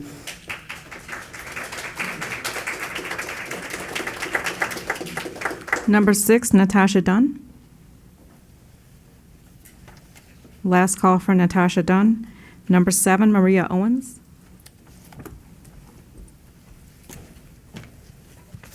Good morning. I'm Maria Owens, and I'm here on behalf of Hearst Metropolitan High School. I've heard a lot of commitment regarding equity. I've heard a lot of commitment regarding state-of-the-art equipment, and I hope that that includes Hearst High School because it was not included in your budget anywhere. We believe that you are saying, you mean what you say when you say you want equity for all schools. Well, all schools includes Hearst Metropolitan High School. So I hope that you're not defensive by my comments. I hope you're not dismissive of my comments. I hope that you really have a spirit of doing what's right for the Greater Grand Crossing community. I represent the Greater Grand Crossing Strategic Implementation Team, where we've organized to do what we need at Hearst Metropolitan High School. We need to get greater resources there. We had communities. The community signed, as we presented to you last time, over 700 signatures from residents, students, and business owners who want the changes that we've proposed to you. In our presentation today, you have a list of things. We're very serious about transforming the school from a general education school to a high-quality education school, and you guys can do it.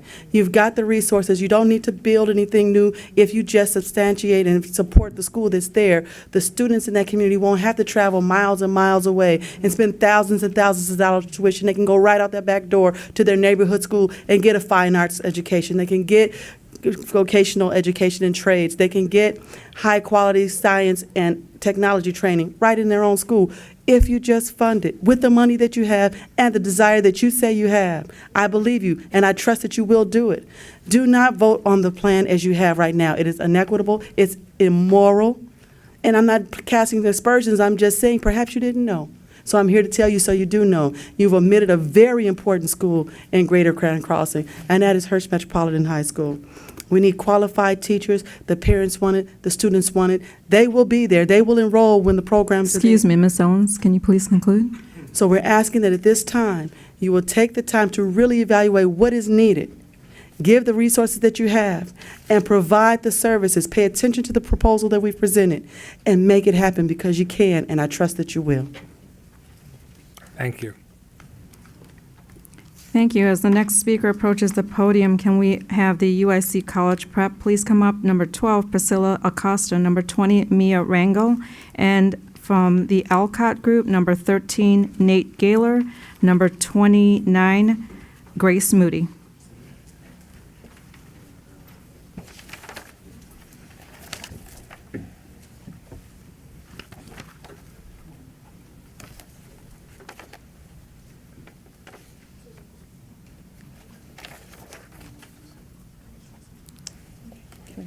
You can start. Oh, I'm sorry. Please I state didn't your know I name. could start. So good morning. My name is Cynthia Gonzalez. I'm clearly a little nervous, but I'm a bilingual middle school science teacher over at Marquette School of Excellence on the southwest side of Chicago.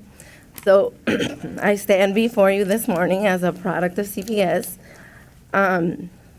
advocating not only for my students in our community, but having attended last week's budget hearing, also for all of our underfunded schools and communities that are living what some people want to deny as racist political systems, inequitable systems that exist in our educational system. I stand alongside with my fellow teachers to advocate for transformative and equitable policies for all our Chicago schools. Specifically, I would like to speak to you about bilingual education. And just how we're how we are deserving a lot of students in the city of Chicago. when we talk about equity, there are schools in certain neighborhoods where bilingualism is something that is celebrated. So rather than empower our students and celebrate cultural diversity, when we have transitional bilingual education programs, we're robbing students of that specific skill. They're like, we as adults, like, we'll put that on our resume. Like, that's something we take pride in. Like, we're bilingual. We know that that makes us marketable, but yet we're not sharing that same mindset with our students. In fact, we're creating a negative culture, a negative representation of their countries and like the beauty that comes in being diverse. We're creating emotional stigmas for our students as they have this negative sense of competition with their peers. Like, I have to learn English. TBE, which is transitional bilingual, a bilingual education program, promotes just mastery of English. You know, we subject our kids to testing all year long. Our EL students also have to take access. And every year, like I said, this Excuse me, culture- Ms. Gonzalez, can you Yes. please conclude? Yes, I just would like to know where in the budget, I know you all mentioned that a certain amount of money is going to go for academic programs, but where and how does that translate to what you all are going to be doing to these schools? What training is going to be provided for teachers? What resources are going to be provided so that my students don't have to carry their Spanish book in their backpack with fear and, with fear and humiliation when they have to walk alongside their peers? What are we doing for our parents so that they can advocate for their kids?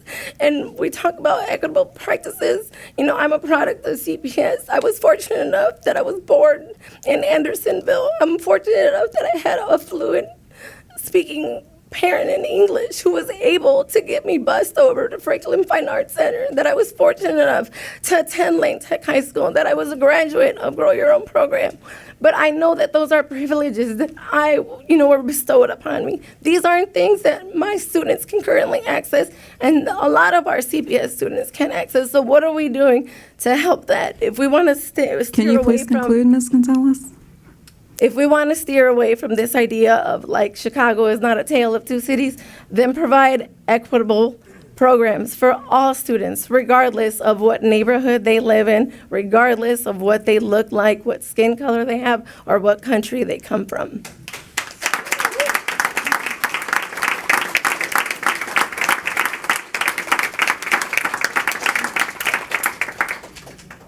Okay.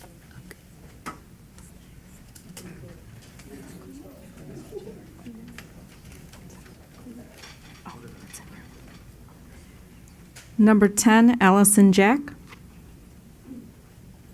Last call for Allison Jack. Number 49, Ron Mandersheet. Good morning.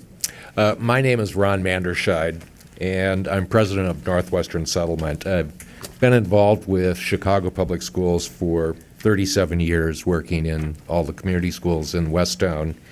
And over the past 16 years, I've worked to develop high-performing charter schools.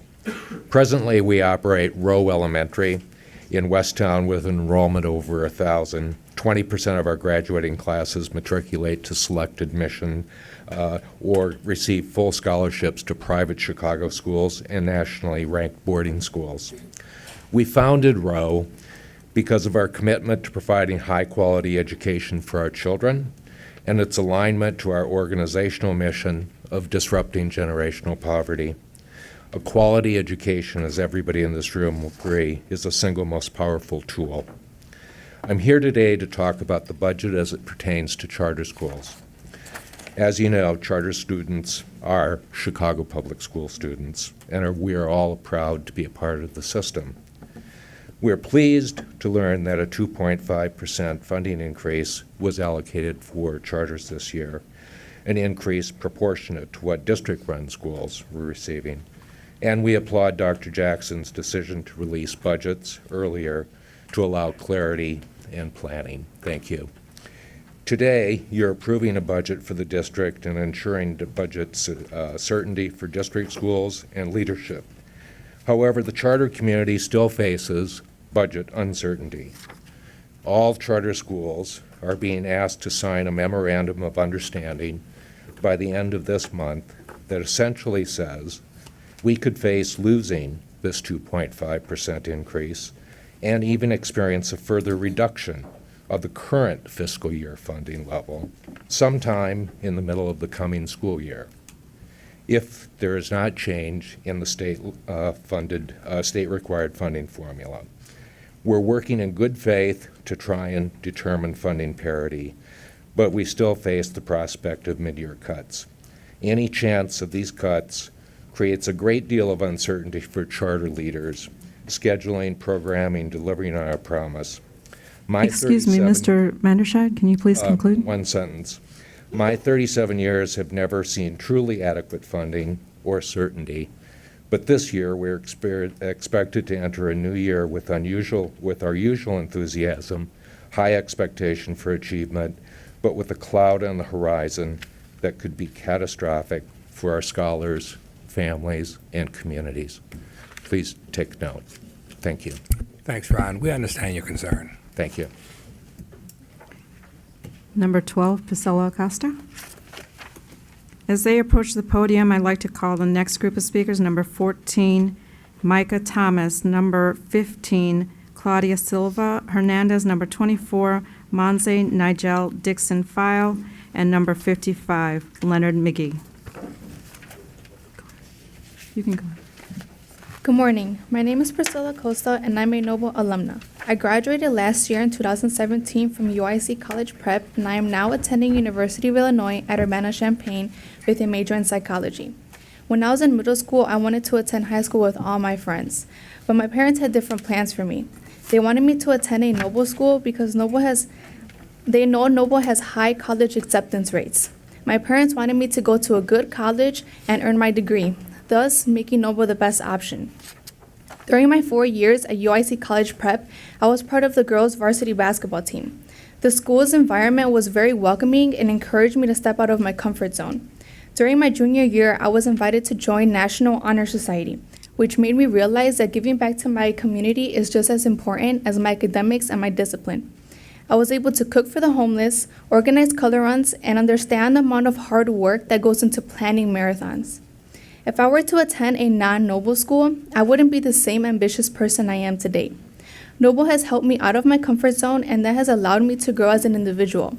I'm currently interning with Human Resources at Noble Network, and I have been told I am ahead of the game. Many individuals can't say they got their first internship after their freshman year. During these past 2 months with the HR team, I have grown tremendously in terms of patience, organizational skills, professionalism, and multitasking. All of the skills I'm gaining wouldn't have been possible if it weren't for Noble, which is why I will continue to encourage family members and friends to enroll to a Noble school. It might be intimidating for incoming freshmen, but Noble offers them all the right resources to help them get to and through college. Equitable funding will help make sure that more students like myself get a fair shot to reach their dreams. As you make decisions about the budget, please think about stories like mine. Thank you.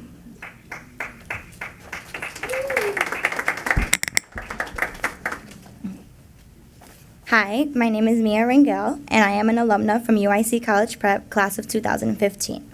I am currently a rising senior at the University of Illinois at Urbana-Champaign, studying to become an elementary school teacher for the fall of 2019.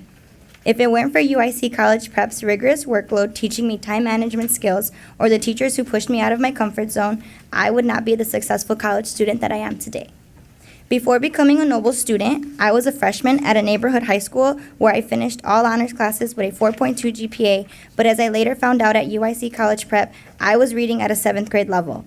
My mother knew that the academics weren't challenging me enough, and she did not feel as though this neighborhood high school was going to push me to my full potential. She then transferred me to UIC College Prep, where I saw a difference in not only my academics, but within the school environment as well. I was given a placement test in order to see where I stood academically to be placed in the right classes. I found out again that I was reading at a 7th grade level as an incoming sophomore. By the end of that year, I had gone from a 7th grade reading level to a college reading level.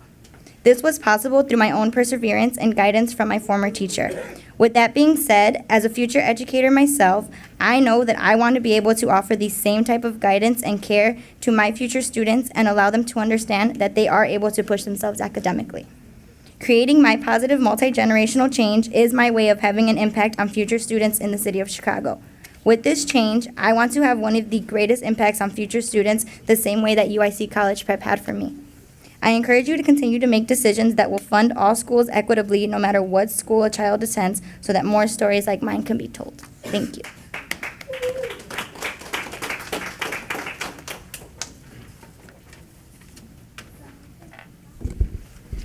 Good morning. My name is Nate Gaylor, and I'm the chair of the Alcott LSC.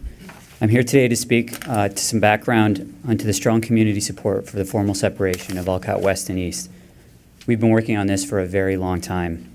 This community-driven initiative finally crystallized in 2014 after CPS failed to implement its portion of the originally approved Alcott K-12 program. Since then, these issues have been considered by 3 successive LSCs and more than 40 public meetings. We've also had countless discussions with multiple CPS administrations and staff, many of whom have visited our schools and have attended these meetings. What's been driving all this activity? It's simple. Each of West and East is a huge CPS success story in high demand with tremendous academic growth and a bright future. But these futures do not overlap.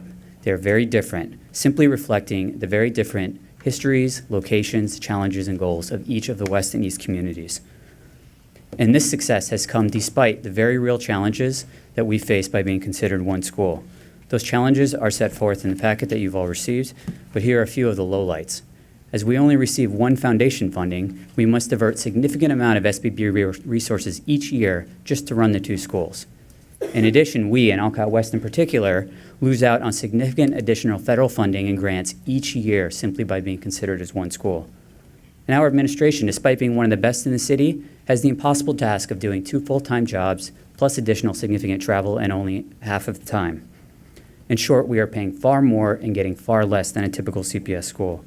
We've done the best we can for years, but we cannot continue our growth and meet our challenges under these considerations.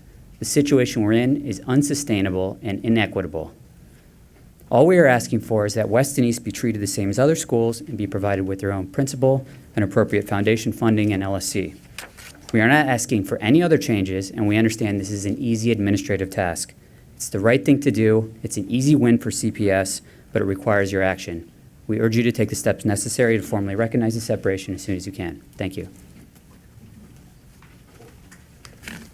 Hi, everyone. My name is Grace Moody. I'm the assistant principal at Alcott College Prep High School. Alcott College Prep has seen tremendous growth since its inceptions, despite the challenges that you just heard. Alcott represents one of the best CPS success stories. Academically, Alcott has matured to the point where it needs to determine the type of strategic focus that it will have. We currently offer 28 credits. Despite our small size, we aspire to great things. Programming has grown, especially our advanced placement, as well as our CTE pre-engineering program. Alcott was one of the first CPS high schools to offer computer science and civics for all before it became mandatory. We have had significant investment and time in discussions with our Alcott community, including our students, parents, faculty, and staff. Outreach to the Alcott community over the years has resulted in signed petitions that you have in the packets in front of you. Alcott deserves its own LSC to address these challenges. This will give Alcott an opportunity to develop its future based on its own parent and community. Our success cannot happen without a full-time principal and ideally, even though we're small, an assistant principal. Alcott's physical growth has also resulted in enormous demand for an almost at capacity school. Our applications have gone up 20% every year, and this past year with Go.CPS, they went up almost 300%. Alcott needs its own principal to immediately progress the work with our stakeholders to create its new mission and vision, as well as its short-term and long-term growth strategy. We are excited to continue our work with Alderman Wagasback, who has been extremely supportive, as Alcott will be the only high school in his ward. So in conclusion, we believe that this will be a small investment on behalf of the board to support Alcott College Prep, our small but mighty school. Thank you. Thank you.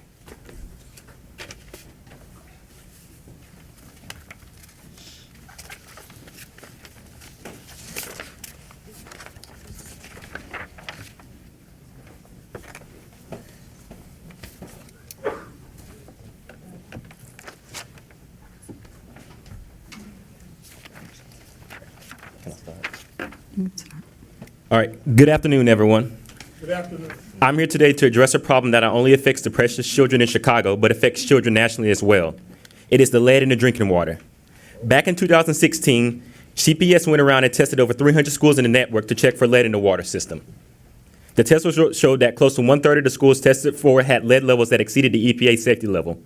This is a huge problem for several reasons. According to the EPA, exposure to lead in drinking water for children has shown to cause behavioral and learning problems, irreversible brain damage, slowed growth, hearing problems, and many other horrendous effects. This is also a huge problem because lead in the drinking water, as we've seen in Flint, Michigan as well, disproportionately affects children in black and brown neighborhoods. These neighborhoods are usually under-resourced and economically neglected.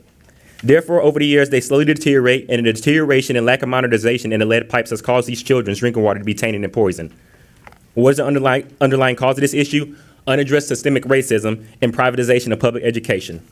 Systemic racism and under-resourcing of black and brown communities goes all the way back to Willis wagons in the 60s, where black and brown students were forced to learn in subpar educational facilities, while their white counterparts were able to enjoy the fruits of the labor of American empire. Over the decades, black and brown children watched as their neighborhood schools were closed and their community deteriorate to the point where they drank water, the drinking water wasn't safe anymore. The city of Chicago has watched the effects of these crimes cause economic and social instability in the black and brown neighborhoods, but continued to implement them in pursuit of profit and wealth. With a budget of close to $1 billion, CPS has more than enough money to help fund these black and brown schools, black and brown children that are suffering from the water being tainted, as well as their building structure deteriorating, but refuse to do so. What CPS and the city of Chicago has done is a crime to humanity. And if this crime is unaddressed, there will be a price that comes with it, and this price will be heavy. How much longer will you cowards sit behind your white supremacy ideology and watch as children around your city are poisoned by the draconian nature of your ways? How much longer will you participate in this sick game that pimp children out to private corporations, or their bodies are commodified and their social and educational conditions deteriorate and wither right before your eyes? How much longer will you allow the poison of corporate capitalism to taint your mind the same way the lead taints the water of the precious children in Chicago, causing both of you to suffer from intellectual and spiritual growth? Excuse me, Mr. Thomas, can you please conclude? I will. The time is now to own up and acknowledge not only that your city, but your country is in a moral crisis. These issues need to be addressed and need to be addressed swiftly. So with that being said, I'll leave you with these words. The great philosopher Socrates once stated, "The unexamined life is not a life worth living." With the words I spoke today, let them marinate in your hearts and mind and allow them to assist you in introspection, so you can examine the evils that reside inside of you and how they affect others. What meaning do you have in your life if spiritual beings such as small children have been commodified in your mind and seen as lifeless and meaningless objects of exploitation?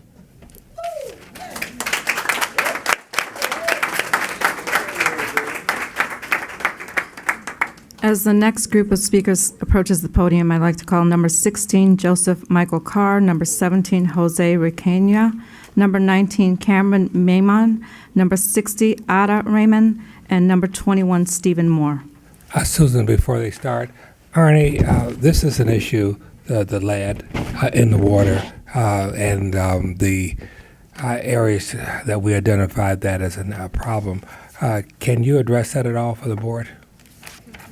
Sure. So when this was brought to our attention and CPS put in a protocol to both address the fixtures but also putting flushing protocols, we did put in certain measures on a school-by-school basis to make sure that there was consistent flushing on a daily basis. This is an issue that we should certainly present more information and an update to the board in a public nature at an upcoming meeting.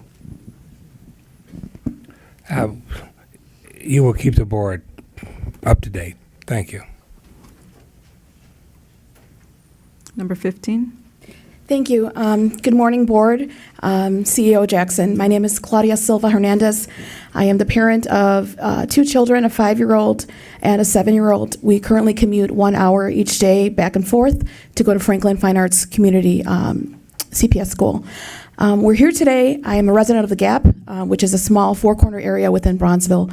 We're here today because we were very disappointed to read the press release issued in January of 2018 that essentially stated that children who live in areas such as South Loop, Bridgeport, and Chinatown would be given guaranteed access to the new high school proposed at National Teachers Academy. However, children from our area, which is primarily African American middle class, were only going to be given preference if there was any space left over.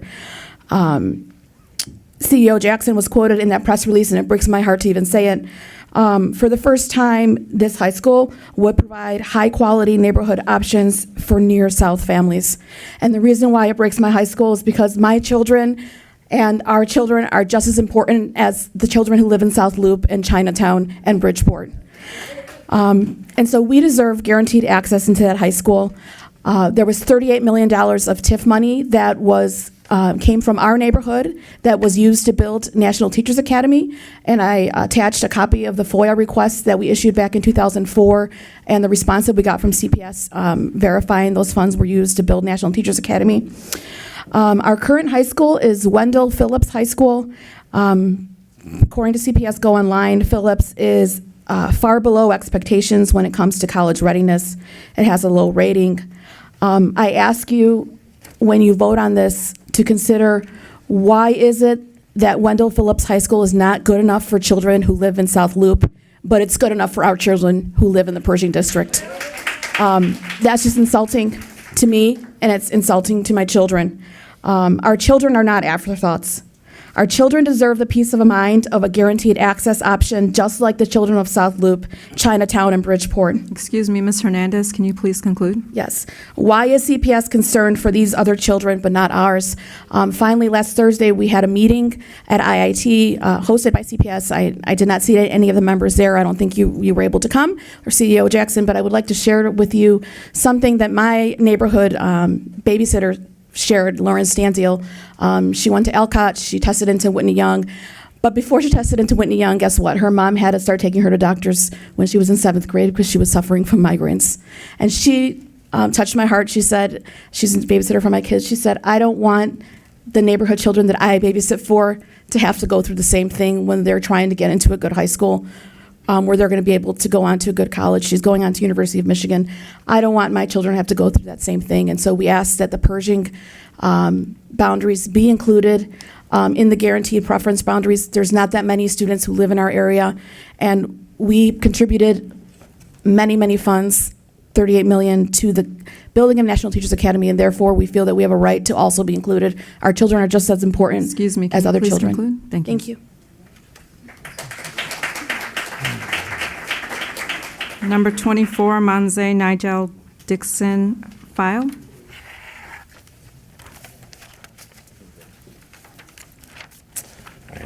Please state your name. My name is Nigel Dixon File. I'm a parent in the Gap, just like the previous speaker, Claudia.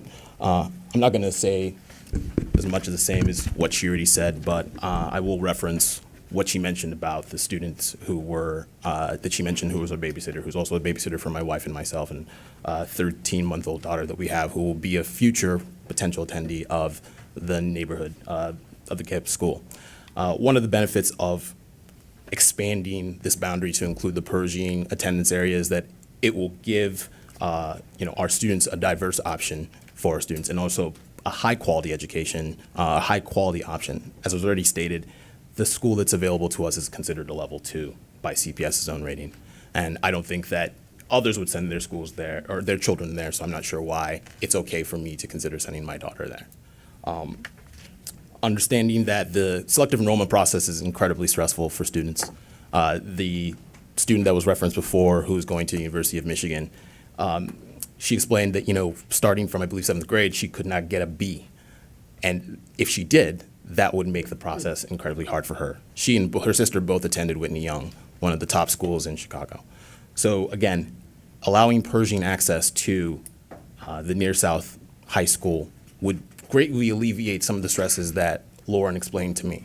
One thing she compared herself to was some of her friends who attended Whitney Young with her, who went to Lincoln Park, that they realized that if they didn't get into selective enrollment, it wasn't a problem for them because they had a good neighborhood high school option for them.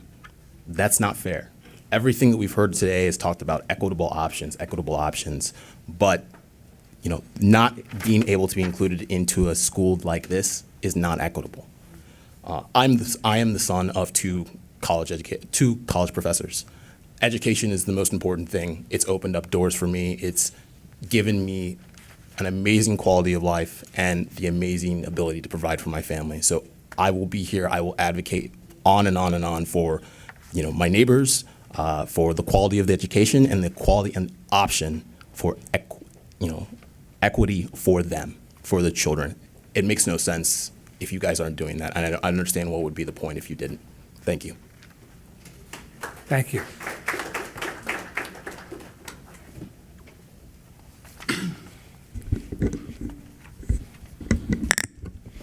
Good morning. Good morning. My name is Leonard E. McGee, son of Robert J. McGee, someone who started the TWO and fought against Willis wagons. One of my mentors was Bishop Arthur M. Brazier from the Apostolic Church of God, which I've been a member of for all of my life. I come with the understanding that this process of inclusion is important. And I say to Dr. Hines, I remember you from Hope School. I remember when Barack Obama spoke, I was a photographer. Okay. And Michael is a friend of mine who is a principal at John Hope. I'm the president of the Gap Community Organization, and we have rallied together economically to support Teacher School. We put in $38 million, which the Board of Education had a hard time finding because people will not go back into the archives and find it, but it's true. So we've invested a long time ago. And we would like for you to make sure that the inclusion of a neighborhood boundary includes purging. We've talked with our aldermen. We've talked with both aldermen, King and Dow, who are in support of us. We think, they tell us, things change behind doors. And we would like for you all to reconsider and include that school purging as part of the primary boundaries. We will continue to provide economic stimulus for it because we live in a TIF. And the TIF provides money to schools, so we'll continue to do that. But it's very unusual in the city of Chicago to have a school funded by a black community. Because when the TIF was started, it was all the second ward. Madeline Haithcock was the alderman. So we've gone through Haithcock, we've gone through Tillman, we've gone through Fioretti, we now have Dow and King. So we've been through a lot. It's been over a long period of time, so people don't have memories. The only memory is actually the residents who live there. Excuse me, Mr. McGee, can you please I'm conclude? coming to that point, but you've let some people go over 2 minutes because I've kept track. So I should be given the same courtesy to other people who've come up here before. And you've let them go as long as 2 minutes, and I clocked it earlier. And that is equality, thank you, sir. But I'm not going to be rude, but I do want to tell you that we will look forward to you making a decision that will include purging in the boundaries. And like I said, we've spoken to everyone we think is important, but most of all, the residents came out to a meeting the other night, and people said, are we about it? Are we passionate about it? We're passionate about it because most of the people up here are very professionals. And right now, we're clocking money. It's like, I'm like $150 an hour standing here, and I've been here a long time. I don't have any children, but I'm investing in my future because all of their children, and including them, I want them to help pay my Social Security. Thank you.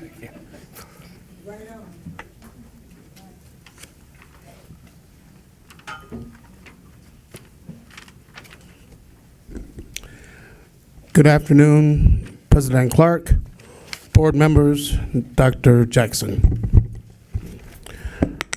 My name is Joseph Michael Carr. I am a parent of Gary Comer College Prep alum. Our son Avery graduated from Gary Comer College Prep, a school in the Noble Network, in 2016, and now attends the University of Illinois, Urbana-Champaign, which he is studying pre-law.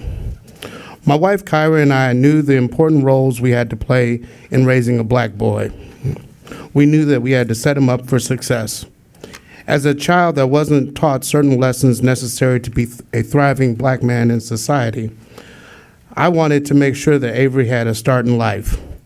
So when my wife and I were searching for the best school for Avery, we looked for a school that focused on developing character equally as well as academics. Avery's Noble School experience was filled with constant teacher involvement, a camaraderie with his peers, and a stronger self-awareness in his ability to have a successful future as a black man. The investment that Comer had made in my son was the fuel my wife and I needed to become Comer parent advocates. We shared our Comer story with our friends and family who were inspired to become a part of the Comer family. Even though Avery graduated 2 years ago, I am still an active parent. I have attended PAC meetings, school events, and I even spoke at the Inc.'s Charter Lobby Day this past year.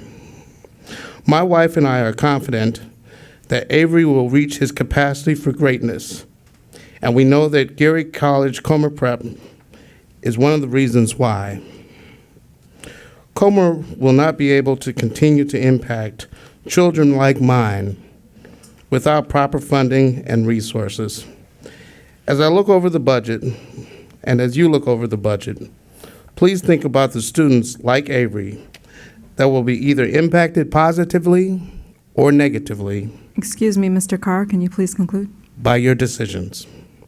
And remember that you have the power of the capacity for greatness in all of these future children's hands. Thank you. Thank you. Thank you.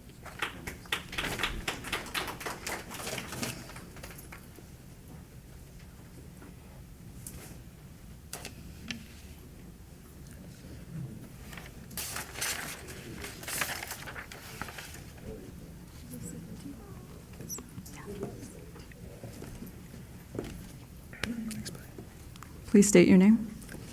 Hello, good morning. My name is Jose Arquena. I'm a paraprofessional from Edwards Elementary on the Southwest Side. Lifelong Chicago resident. Been here 30 years, well, no, almost 30 years of my life, 32 years of my life. Grew up in Little Village. Parents are teachers, sister-in-laws are teachers, my aunts are teachers, my cousins are teachers, my friends are teachers. I hang out with teachers. Thank you so much for this opportunity. I want to talk a little bit about my school, Edwards Elementary, and how grateful I am for an additional annex that we received. We were one of the winners in a capital budget some years back. You know, we had 4 modules that were outdoor modules on top of an annex. There's 4 classrooms in there, and we needed to rent out a separate satellite campus for our kindergartners. We were really overcrowded. And it had an effect on the students' behavior, on their demeanor, on their academic success. And now we have a 3-story annex with 2 computer labs, amazing lunchroom space for the community too. It's had a huge impact in the 2 years that it's been open on the pride, the comfort, and that the parents have when they drop off their students. But we have to be honest about why we got that 3-story building. It was political pressure. You know, we showed metrics, we showed that we were overcrowded, we showed our pain, we showed why we was needed, but there was no money. So our alderman, Edward Burke, I always mess up his name, Eddie Burke, you know, he's one of the most powerful figures in Chicago's history. We put political pressure on him. And you know, not every parent got to see their child enjoy that school. Not every staff member was able to stay on. And Excuse me, Mr. Requena, can you please conclude? these budgets are political budgets. These budgets of Chicago are dictated by a political culture that's toxic. A political culture that has been cultivated throughout the 50 years that Eddie Burke has been head of the finance committee. You know, that has empowered racist organizations like the HDO to give benefits to some and not to others. So I would ask this board not to vote for yet another political budget. I would ask Edward Burke to step down from the finance committee and allow someone from the south or west side to assume that leadership position so they can have access to the equity those communities need. And I would ask Romney Emanuel to release the TIF funds from the Central Business District and port it to those communities right now while we figure out what to do with the budget. Thank you.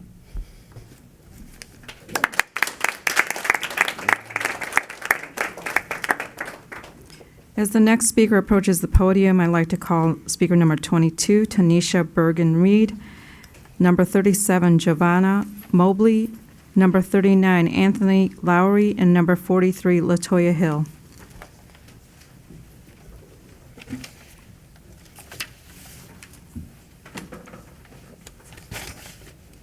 Is number 19 here, Cameron Meeman? He's not here. So, Please state your name. hi, good afternoon. My name is Atta Rahman, and I'm here with my wife, Afshan, respected president, and the respected board members. We are here to represent our daughters, Afra Rahman's residency case. We live at 6245 North Kirkwood Avenue in Chicago right now. This is a case relating to our daughter's residency, Afra, who has successfully completed her sophomore year at Northside College Prep. I understand that Ms. Katie Ellis has provided each of you with a copy of the letter that we submitted to her explaining Afra's situation. We also brought some additional copies of the letter today and provided to your staff at the front. Afsha and I wanted to be here today to personally thank you for your consideration of our daughter's situation. On the application form, it is clearly mentioned that Afra is coming from a non-CPS school as a transfer student. But on the form, we mentioned the address that is required is parents' address. So Afshan, parents' address, parents' email address. And so that's why in the form we have given Afshan's address, which is a Chicago address. But Afra was clearly coming from a non-CPS school, which is clearly mentioned, and we have explained that in the documents that we provided. We request you to please consider this situation as we are not lying, and then this has taken a lot of toll on us, and we are living in Chicago, and it's really hard for my daughter who has completed her sophomore year and going into junior, and psychologically she's really affected, and we are really disturbed too. We did not lie, but the way the hearing officer interpreted our testimony, that is actually unfortunate. So I really humbly request and beg you to please read what we have provided to you, and please give us a fair chance. Thank you. Thank you. Last call for speaker 21, Stephen Moore.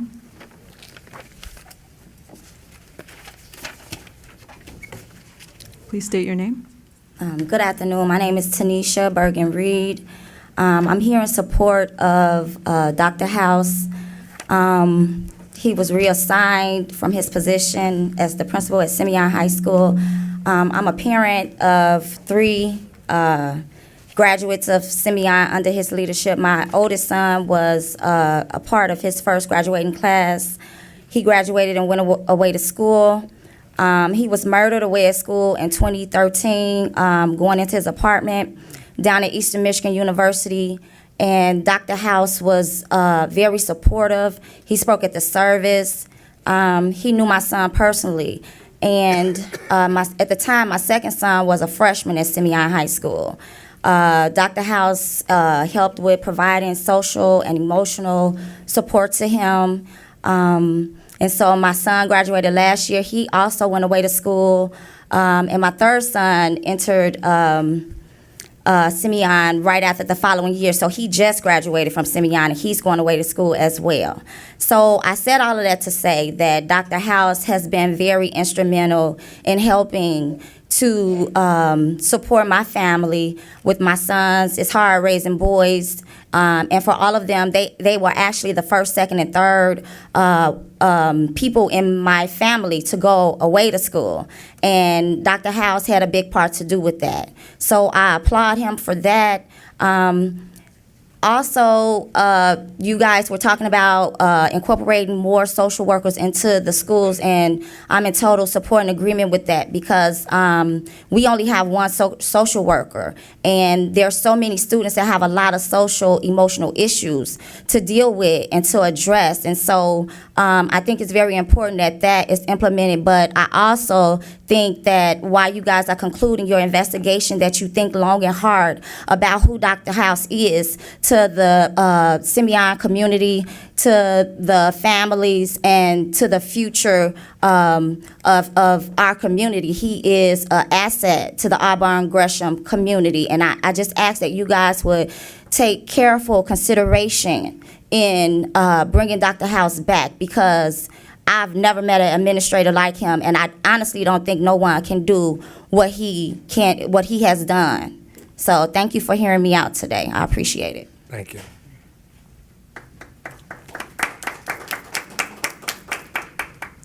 Good afternoon, Board, Dr. Jackson and Chief McDade. Giovanna Mobley, parent of a Simeon Career Academy graduate, community member and stakeholder, and a former local school council chair of Simeon Career Academy. I am here in support of Dr. Sheldon House, and I'm also representing Sean Haynes, our current LSC chair. This letter is dated July 10th, 2018, to Dr. Jackson. Dear Dr. Jackson, I'm writing you this letter on behalf of the LSC at Simeon Career Academy to let you know that the LSC supports Dr. House. The council is mainly concerned about transparency and that Dr. House receives due process. Dr. House arrived at Simeon Career Academy in 2010. At that time, the school had been on probation for years and a level 3 school.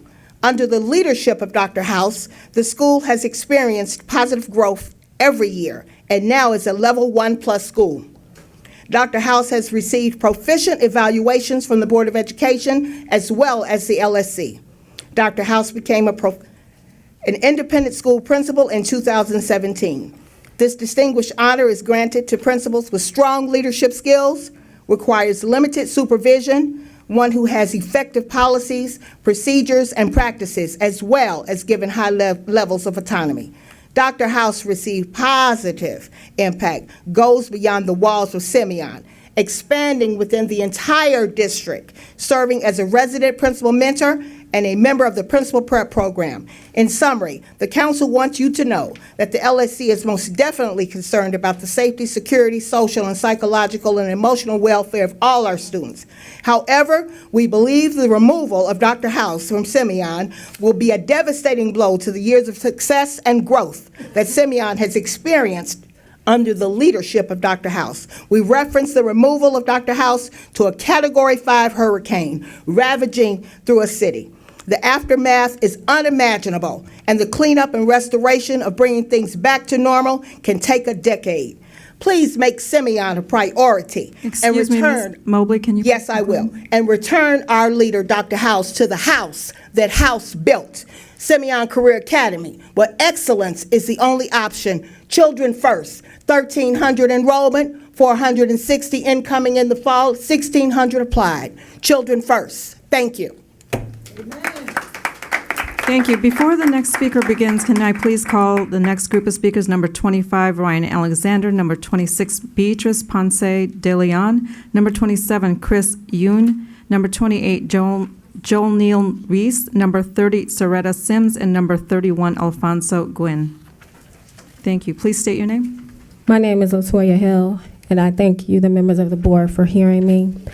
Here to speak on behalf of Simeon and the removal of our principal, Dr. House.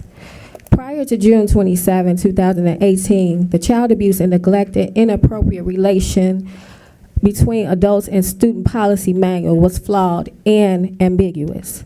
When policies and procedures aren't clear and you don't receive training, mistakes are inevitable.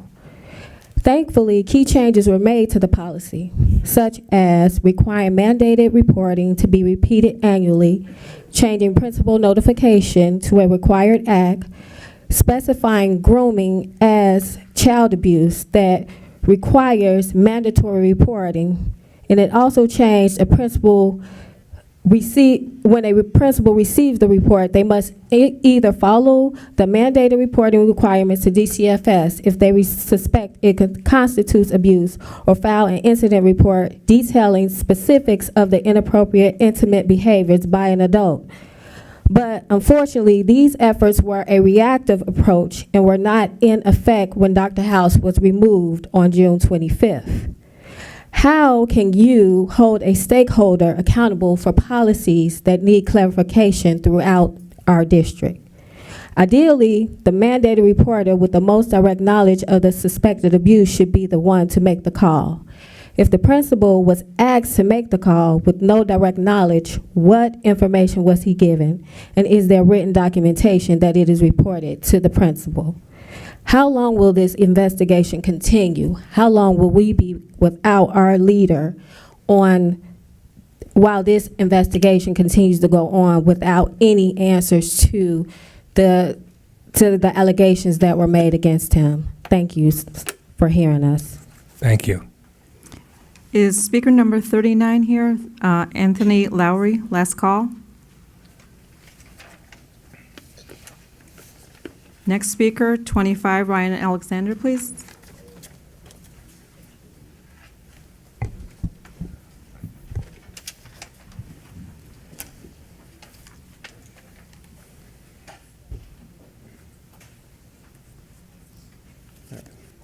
Hello. My name is Ryan Alexander, and I was most recently a special education teacher at Paul Robeson High School, correction from Harper High School on the speaker list. During this past year, our staff and students endured the closure of Robeson. I'd like to reflect on a seemingly small moment that I believe is representative of systemic problems plaguing CPS. During the last school improvement day, a third-party construction crew came through, cut the locks on in-use lockers, and dumped current students' belongings into trash bins. Who called attention to this? A fellow teacher on the ground level who best understands the reality our students face, not a CPS official. What this unveils is the tendency for CPS to overlook critical issues in our schools across the city, in particular schools that serve Black and brown students. I do not believe any of you wanted this outcome. However, it appears that many of you have fallen into the same trap that I myself fell into when I accepted an offer as a TFA Corps member, be it on a much larger scale. The idea that our positions of power require us to personally address and fix everything we see. This is not the case. My colleagues' actions show us that it is oftentimes the people and organizations on the ground level that know what is best. I urge you all to take this opportunity to further scrutinize the capital budget plan and disperse your power and support to communities, teachers, and staff who are already fighting for positive change. This will create more equity across racial and socioeconomic lines, help you more effectively and efficiently do your jobs, and most importantly, help address the needs of our students as they pertain to specific communities in our city. When I reflect on this past year, the lessons which incorporated the voices of community members not only elicited the highest engagement, but also resulted in long-lasting student involvement, such as continued activism work undertaken by my students Sabrina, Jaquil, William, Mackenzie, Jada, and many others. Why am I spending my summer tracking Robeson students as they transition schools? Why is my mom likely to lose her teaching position at NTA as they face closure? Why have I been struggling for weeks to reach the CPS transition team and attempt to re-enroll students who want to learn? And moreover, why did many of the students I work with spend their final year at Robeson fighting anti-closure efforts when there are reported $660 million additional dollars sitting in TIF funds? I encourage everyone in this room to travel to 69th and Normal and observe CPS's direct effort to gentrify Inglewood and erase the history of a community and neighborhood behind the convenience of fencing and opaque dark green tarp. Thank you.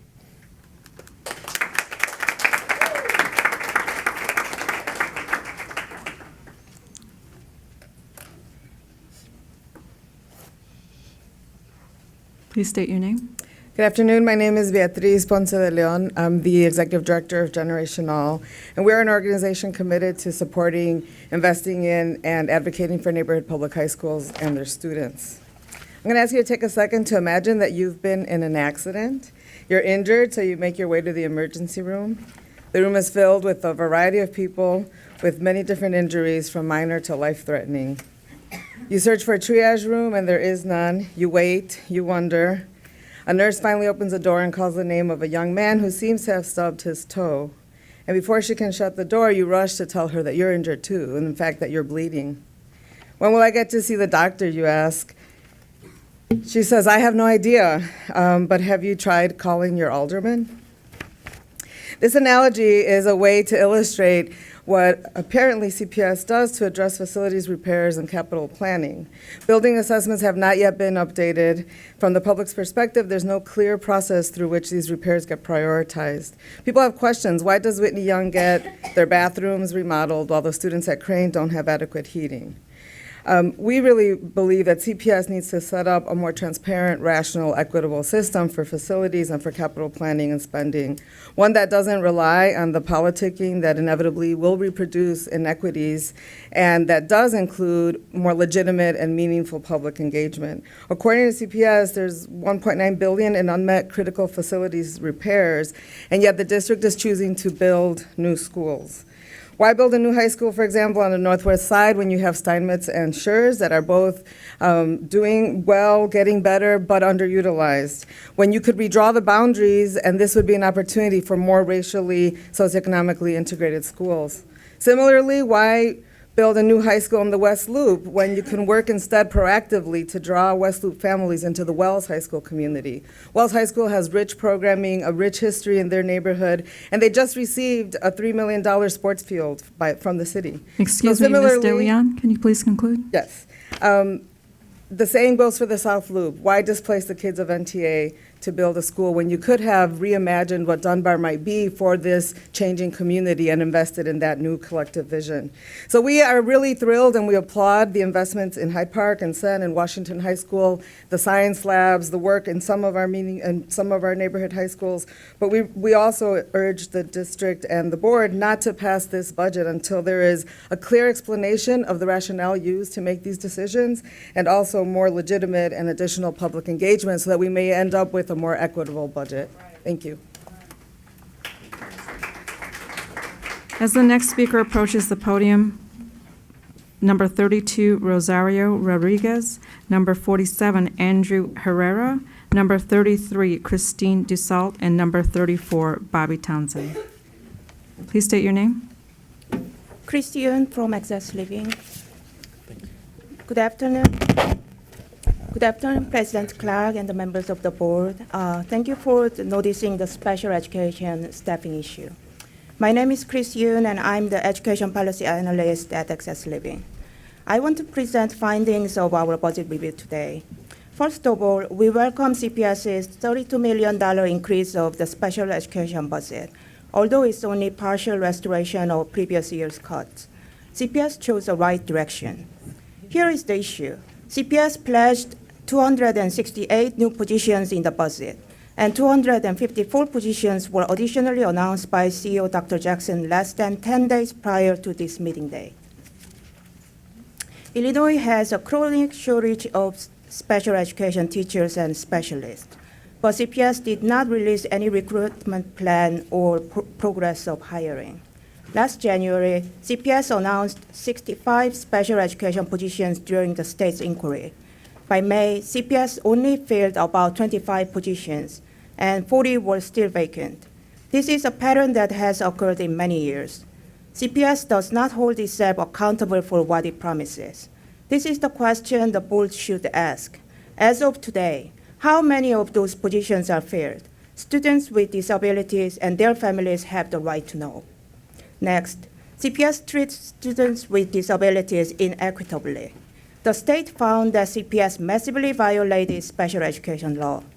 CPS should establish affirmative procedures to protect students with disabilities, similar to the swift reaction to sexual abuse issues. Last, CPS budgeted less than 1% of the billion-dollar capital investment for school accessibility, even though 38% of CPS schools are still not accessible. CPS should prioritize accessibility and reconsider its capital plan to provide equity. Thank you. Thank you very much. Your comments were well thought out. Next speaker, please, 28, Joanne Reese. Janelle Reese. Sorry about that. Good afternoon. I'm excited to be here, and I have come just to offer my sincere gratitude for being included in the capital improvements and the academic advancements that the board has made this year in this budget. I'm here with members from my Friends of Pritzker organization and my PTO. We have worked relentlessly raising funds for our capital improvements and our campus park with strong partnerships with our community. We have managed to raise half of the funds necessary to make this dream become a reality. And on today, when we received a letter from the mayor saying that we would be included in the capital improvement plan, we would have full-day preschool, and we would also be able to make this campus park a reality, I could not let this opportunity pass without coming to say thank you and without recognizing the good work that the board and our CEO and our chiefs are doing. So, you know, today has been full with what it's been full with, but I want to just say thank you for the good work that you continue to do.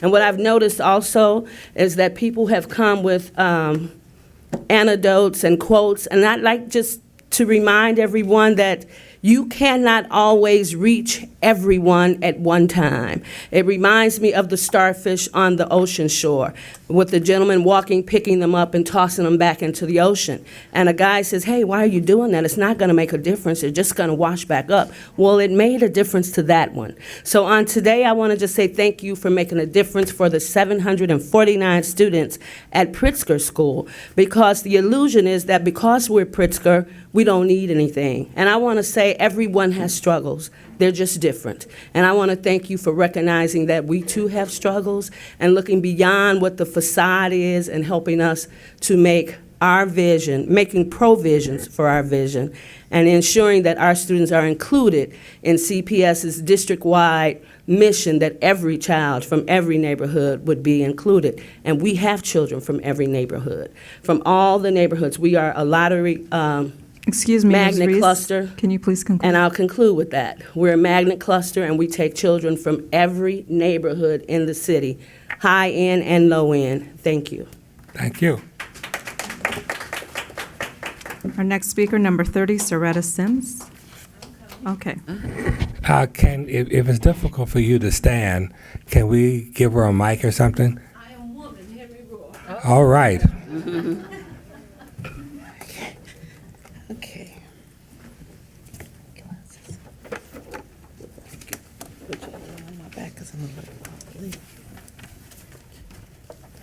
Good afternoon, and thank you for allowing me to speak. I have worked for Chicago Public Schools for over 24 years. A few weeks ago, I fell while at work at CPS. I broke my ankle, my leg, I tore my ACL in my knee, and both meniscus. But I needed to come here today to advocate for my grandson. My family has a long history with Gwendolyn Brooks. My daughter was the valedictorian of the graduating class from Brooks. After graduation, she was accepted into Northwestern University and then went on and received a full scholarship to Cornell University. My granddaughter graduated with honors from Brooks. She now attends Clark University and also takes classes at Spelman University. In our family, academic success is not an option. Jelani, my grandson, graduated with honors from Betty Shabazz International Charter School. He also attended Gary Comer College Prep Middle School for 6th grade and 7th grade. He has a diagnosis of severe asthma with medication prescribed. We were not aware that during his transition from one school to another that his 504 had not been kept updated. As a result, he did not get the testing accommodations needed when taking the selective enrollment exam. While testing, he was experiencing chest pain, shortness of breath, difficulty breathing. He experienced an asthma attack and was unable to finish the testing.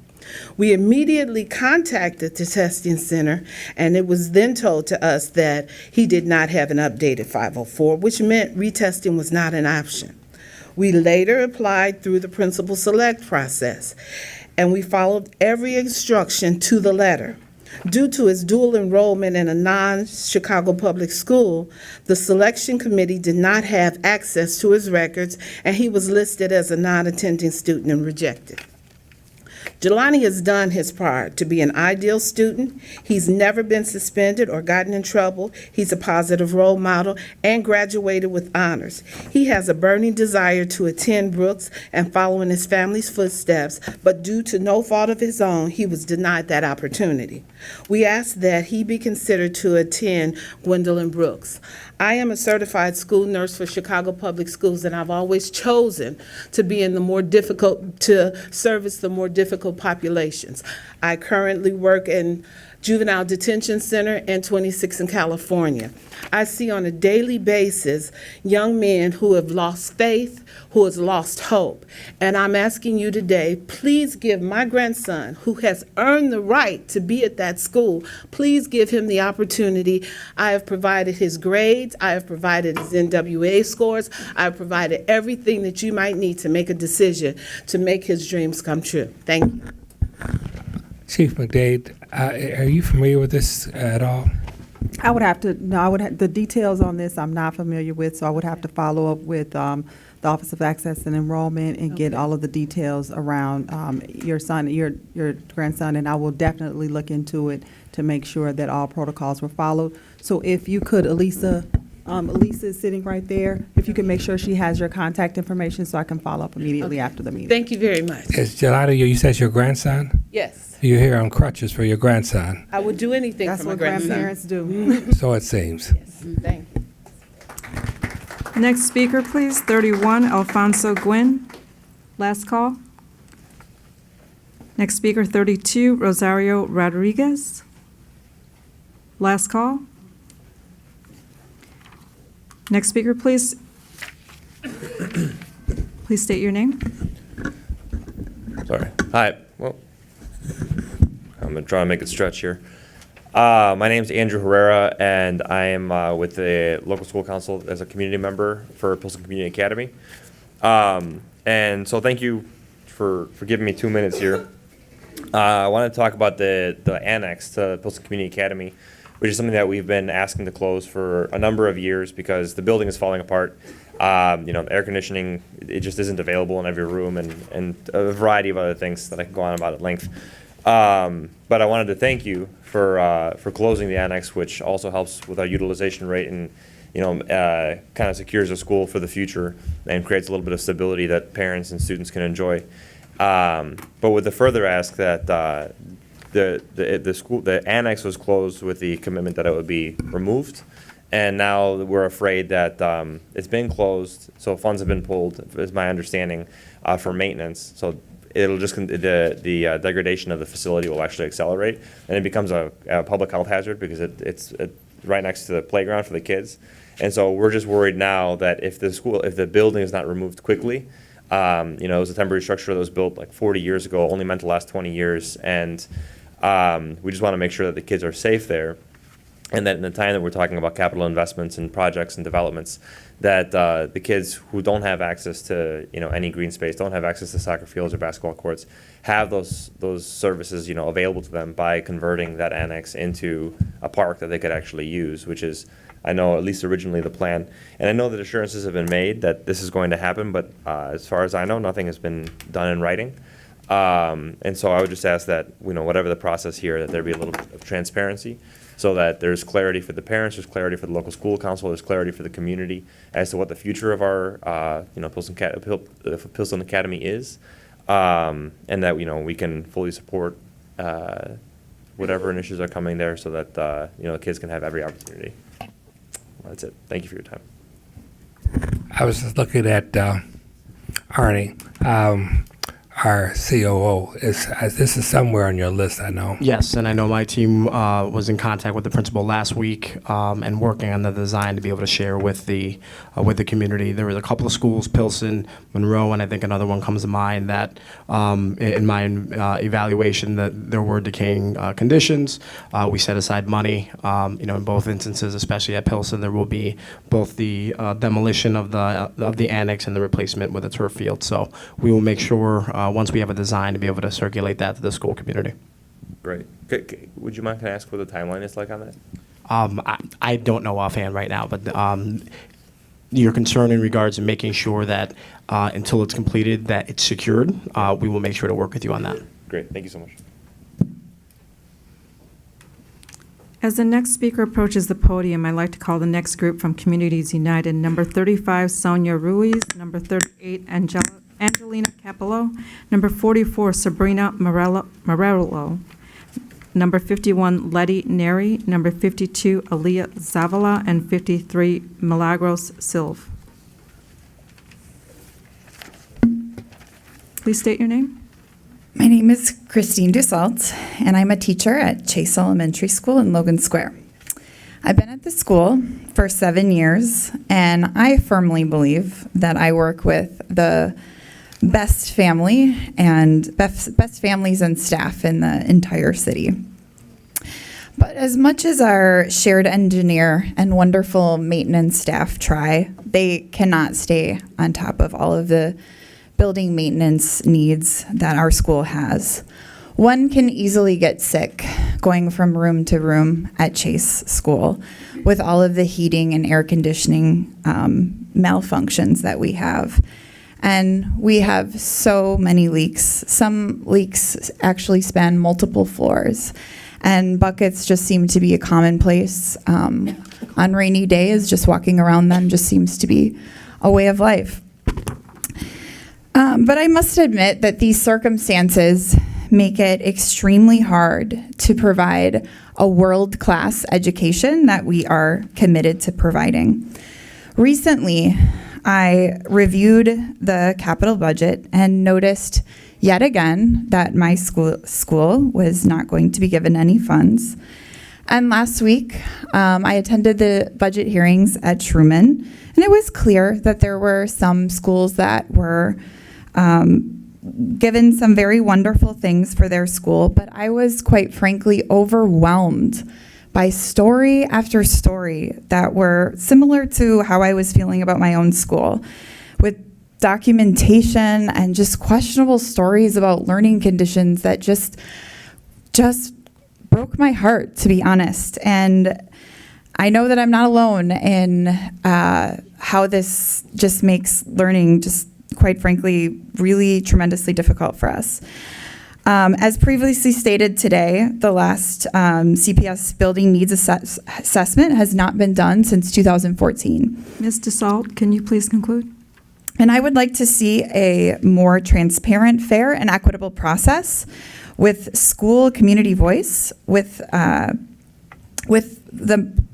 method of how you have for deciding who gets what, well understood by all involved. And I'd like to know when this will happen.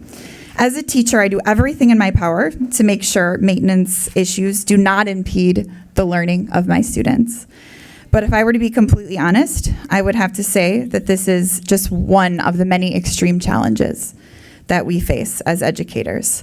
This isn't right, and I know that we can all do better than this. Thank you.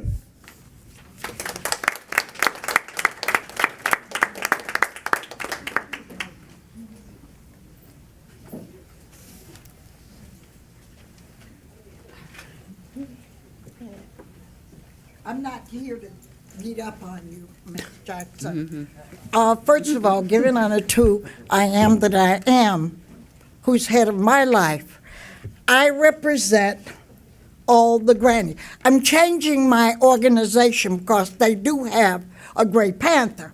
The name of my organization now is, the initials is GOTB, Grand on the Blocks. And the motto, if you see something, say something. And then my grandson told me, he said, Granny, you know, that's a snitch. And then my neighbor told me, snitches get snitches. But I'm here to give you this personally. My alderman is Sophia King, and I'm here for Diet Rec Center, not Diet School. I'm asking you to come out. Sophia is having a health and housing fair on the 25th of August.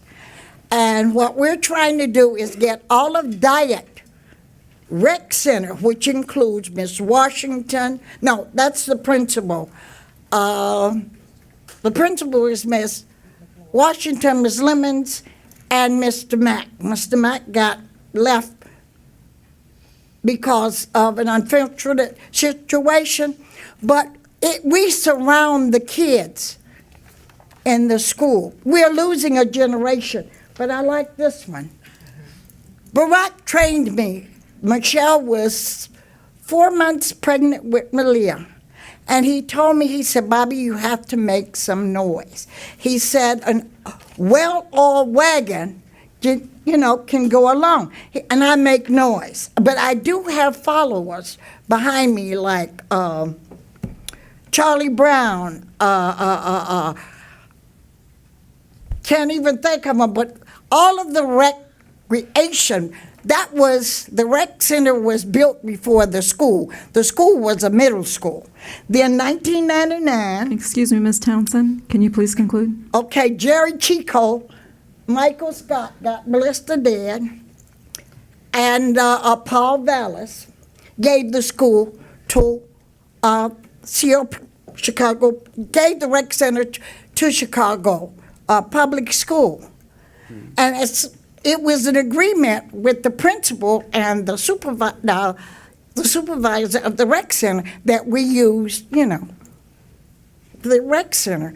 But anyway, you see something, tell it. I like to get a hug. I want a hug, honey.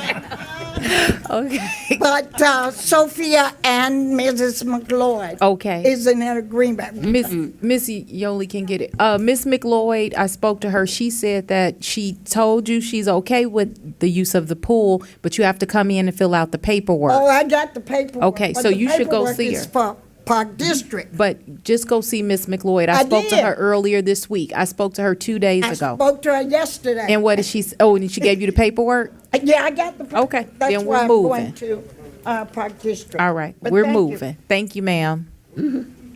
Next speaker, please state your name. Hi, I am a student from Prosser and a youth leader from Communities United. We are here today to stop the CPS board from voting on their capital budget until the facilities needs assessment is conducted.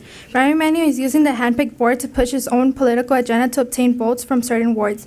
We need an elected school board, and we need to stop the board from voting on this inequitable capital budget proposal until the facilities needs assessment is conducted. Also, we had a parent speaking today, but she is not allowed to speak since she spoke at a previous board meeting. It's not right that you're not allowing people from the community to speak, and that shows that you do not care about our voices and you only silence us. Also, CPS, will you sit down with students and parents so we can express what resources and repairs need to be done in our schools?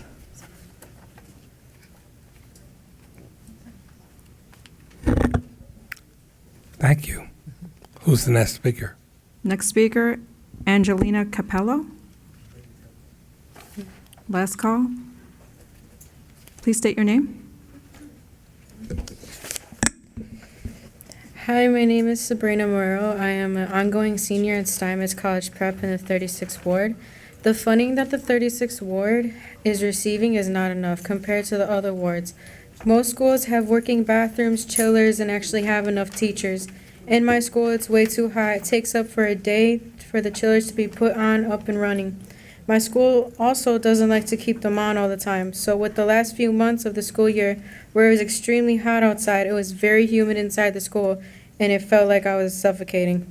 Feeling like you're suffocated and while also not being able to use the bathroom because most of the time it's clogged or the bathroom is closed is not good feeling. Another thing that can be helpful is technology. Since schools are getting more modernized, it would help not having to wait 10 to 15 minutes for a loading screen. The 36th Ward has only received $7 million in the past 5 years between 2013 and 2018 in the CPS Facility Needs Assessment Report. While comparing data with the 36th Ward and the 47th Ward, where Mayor Rahm Emanuel is from, there is a big difference. The 47th Ward has a total of 60% total needs met from 2013 and 2018, while being compared to the 36th Ward only have 4% of total needs met. It's a really smack into the face with knowing that the 36th Ward needs $160 million and only having 4% of it being met.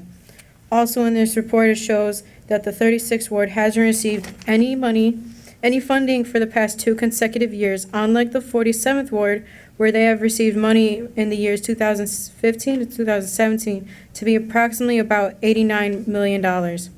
I am here today to demand you, CPS, not to vote on this proposed capital budget because the 36th ward needs much more money and is not fair nor equitable to any of the schools in the CPS.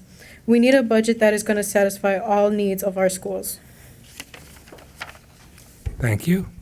Before the next speaker begins, I'd like to call the next group of speakers, please. 36, Carnitha Jones. 40, Colin Bird Martinez. 41, Natasha Carlson. And 42, Catherine Osgood. Please state your name. Good afternoon. My name is Leticia Neri. I am a mother to student at Mervyn Campbell School. I am here to tell you not to approve the capital budget you propose. I attend the hearing that you organized so community members can express their concerns, but it felt like we were talking to ourselves because our questions were not answered. I am going to ask them here,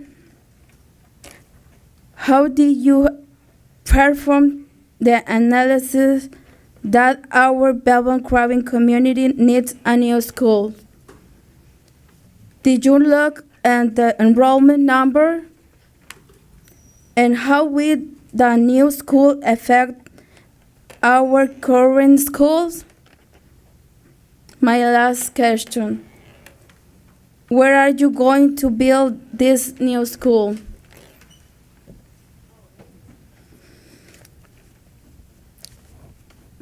Is that anyone to speak?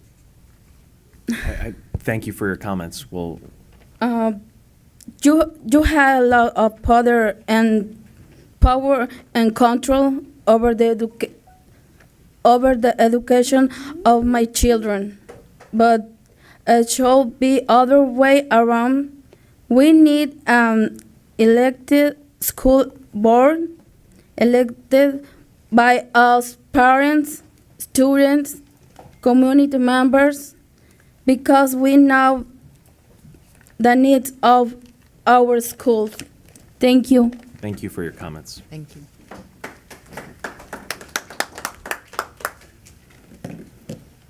Hi, my name is Aaliyah. I'm a youth leader from Communities United. I am a sophomore at Prosser Career Academy in Belmont Cragen neighborhood.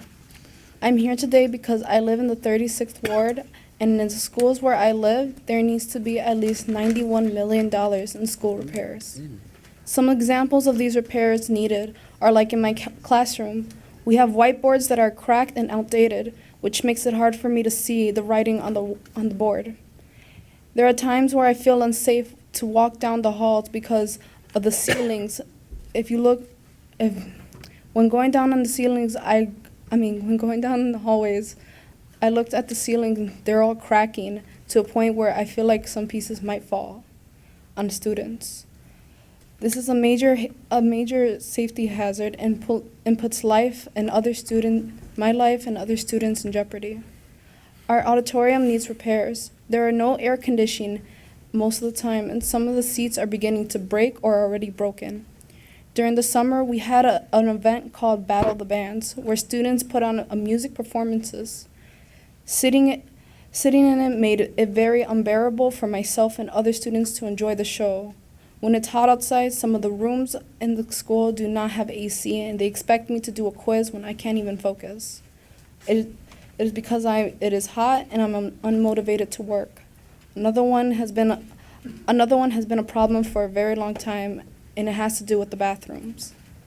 Majority of the time, when I'm going to the bathroom, it is usually clogged, or there's something, it's just like not working. There's something always wrong with the bathrooms. And since I've been going to Prosser, I have not seen it been fixed at all. Not once or ever. The only one time I'm safe to even go to the bathroom is literally on the 3rd floor, and majority of my classes are not in the 3rd floor. I have only one. Ms. Zavala, can you please conclude?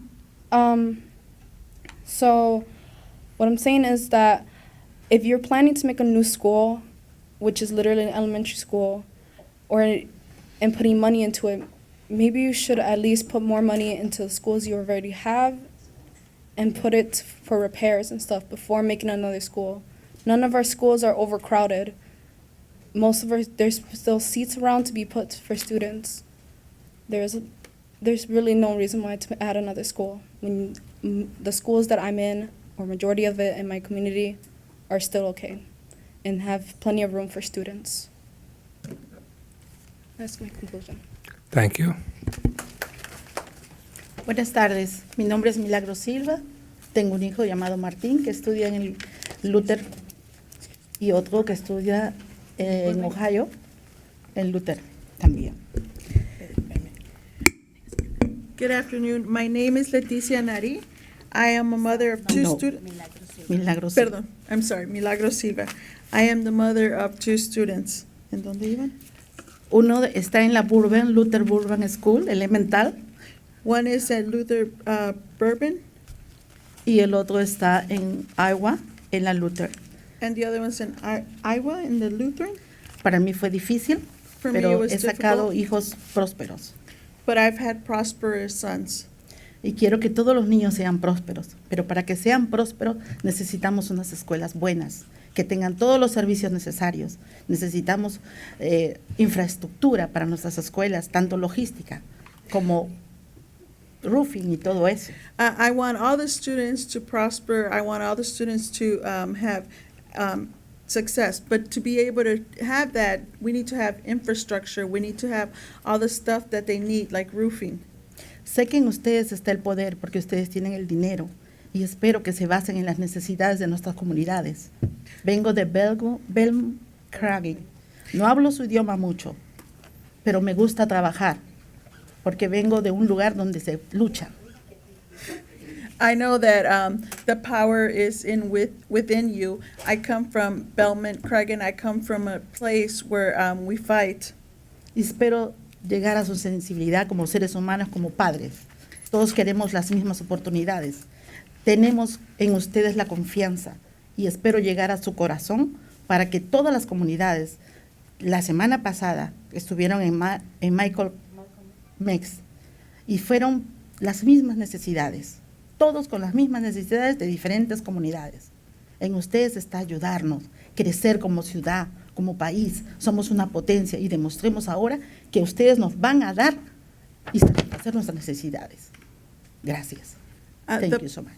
The power is within you. You were at Malcolm X last week, and it was about the same thing. The power is with you guys to give us what we need to be able to meet our needs. And thank you.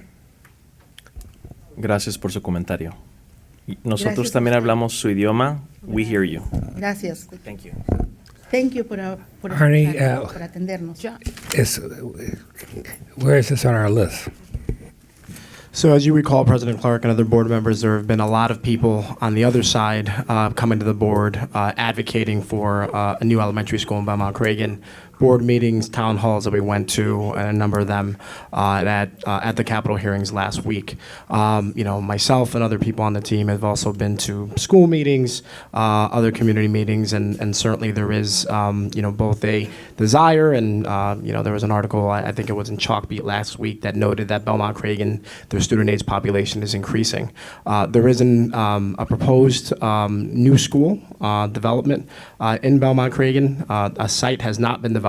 I have a clear understanding of, kind of the concerns that are there in regards to Burbank and other schools that feel like, they want to make sure that their school communities are not impacted, which is why we have not identified a site yet. We know that we need to bridge the division between those that have been coming in support and asking for it, primarily around the Belmont Cragen Elementary School, which is currently co-located with Northwest Middle, and they've had some pain points there as it regards to the space utilization. But ultimately, we are committed before we determine where the site is going to hear from all sides of the discussion.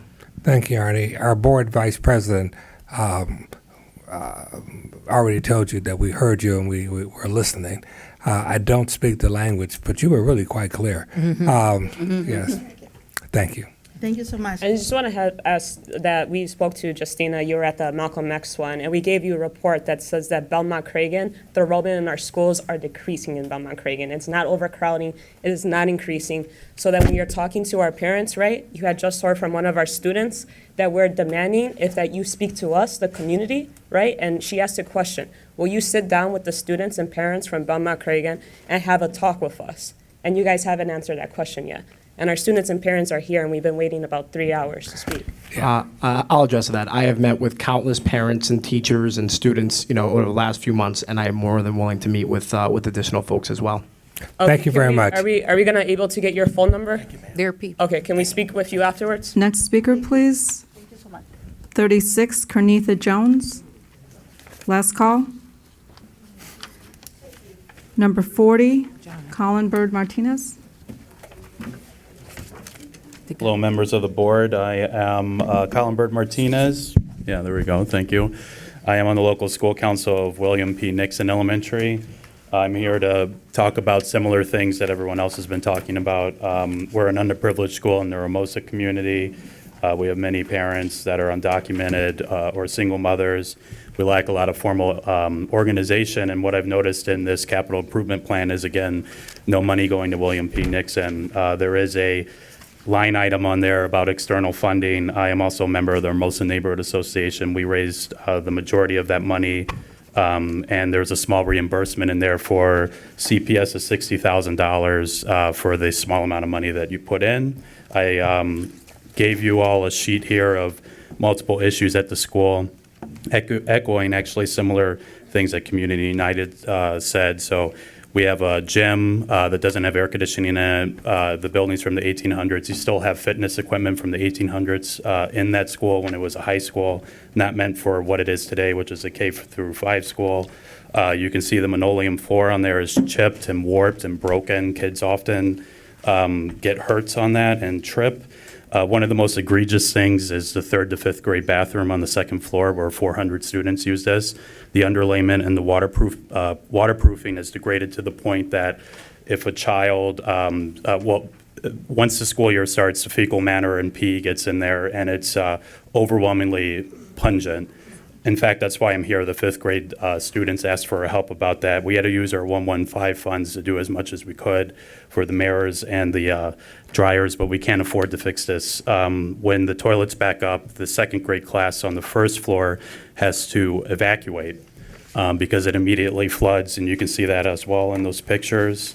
The 1st floor for the younger students here is only a female bathroom, so the boys we have to have sacrifice instructional time for the boys to go to a separate bathroom on the other side of the building.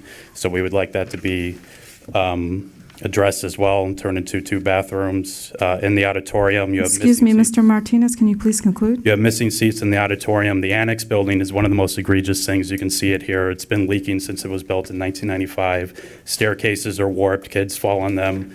In general, we're asking for a full rehab of the building. Both roofs are leaking. You can see chip paint here. We had to use Chicago Cares to paint the 1st floor. We're just not getting what we deserve. Mr. Martinez, as you exit, again, one of the reasons Arnie Rivera is here at all board meetings, because this is his area of responsibility, is to hear this and take note. Some of the conditions you described, particularly the bathrooms, as you describe them, would be completely unacceptable. I'm speaking as a member of the board, but I also know I'm speaking for Dr. Jackson and for Arnie. So I can't give you a list of how these issues are going to be addressed, but the conditions particularly that you described in the bathroom, I assume that what you described is factually correct, are unacceptable. Thank you. Thanks, Mr. President. How do I know how I can get follow-up on this? Mr. Rivera's right here. Okay. All right, thanks. Last call for Speaker 41. Speaker 42, Catherine Osgood. Last call. Speaker number 45, Angela Butler. 46, Sarah Dennis. 48, Maxwell Little. 50, Ruby Ruiz. And 54, Leslie Helmkamp. Good afternoon. I hope this reaches you all in great spirits. Hello to all. Thank you. I've been coming here a number of times with my children, and we are still continuing to not be being addressed, and I'm feeling like we're being ignored as well, and it's just ironic I keep being put at the end of the meeting and being overlooked and just thrown under the rug or whatever. So I also have some extra publications for the vice president and the president. If you could take a copy of these, I just wanted to make sure I see you get them this time. Because no one seems to be addressing any of our concerns about the discrimination. My son still hasn't had an IEP meeting, and some of the phone calls we've been receiving, we've been being redirected. I specifically asked for Ms. Jackson's email address, and I was given a fake address or whatever after I tried to email you. So I also get that one. We also have, I guess, that some people need to be retrained. The people you are assigning to me, they don't seem to have that much empathy. Like when you give things like this, they throw them on the floor instead of trying to read them. And these are the people they're assigning to try to understand the parents. So the parent support groups, I feel like they're also not trained well. They stigmatize us, they discriminate, and have a bit of prejudice as well, and laugh at our situation instead of addressing it appropriately. So I'm just here because I'm trying to see if I can just have a meeting with one of you all, because I feel like I'm being blackballed and getting a runaround and nothing is being done. And I'm also giving out my number here in case they're not giving you my information, because I know how these situations can get. So my phone number is 312-543-2951. Also, in case I'm being kept out of the loop of the correct people I need to be speaking with.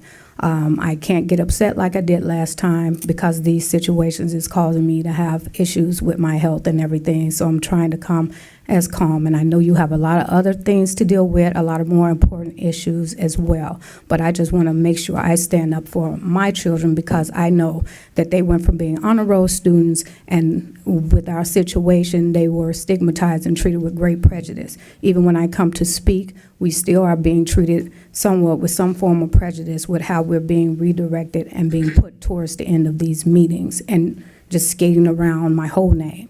So I just want to see if I can set up an appointment where we can actually speak face to face, because whoever I'm speaking with outside of the doors is all just a tactic of redirection. Nothing is being resolved, and it's not being taken as important as other issues like building issues and other people just coming to talk about how far they've gotten. Ms. Butler, can you please conclude? Yes. So once again, my son is special needs. He's still not being placed and has no IEP. There were TIF funds applied for to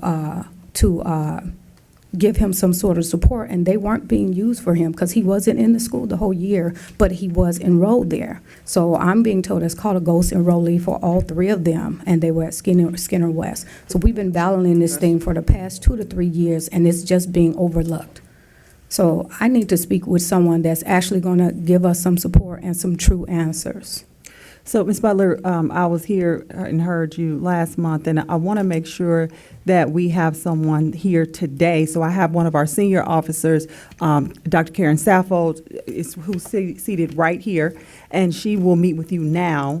So you don't have to wait and talk with anyone later. And we want to get all of your information and establish a meeting date today. So if you can work with her, and I will personally make sure that you have a face-to-face meeting with Dr. Sappho, our other chief officer, Liz Kirby, who was responsible for the schools that you mentioned, as well as Dr. Keenan, who's sitting here because you discussed some of the concerns with special education. So these three individuals, we have spoken about your situation, and I'm asking that you meet with Dr. Sappho now and set up that meeting date so that we can have this conversation that you're requesting. Okay, and I just want to make sure, because some of them I've already spoken with. That's why I came back again. And these individuals are senior leaders in our organization, and you have not met with any of them. These are the people that will directly be. Some of the individuals that you've spoken to are reports to them. So I'm right now giving you access to officer level individuals in the organization. So I'm asking that you would set up that meeting today. So before you leave today, I'm asking that you commit commit to establishing a date and time to actually meet with the individuals that I have asked to be here specifically to meet with you.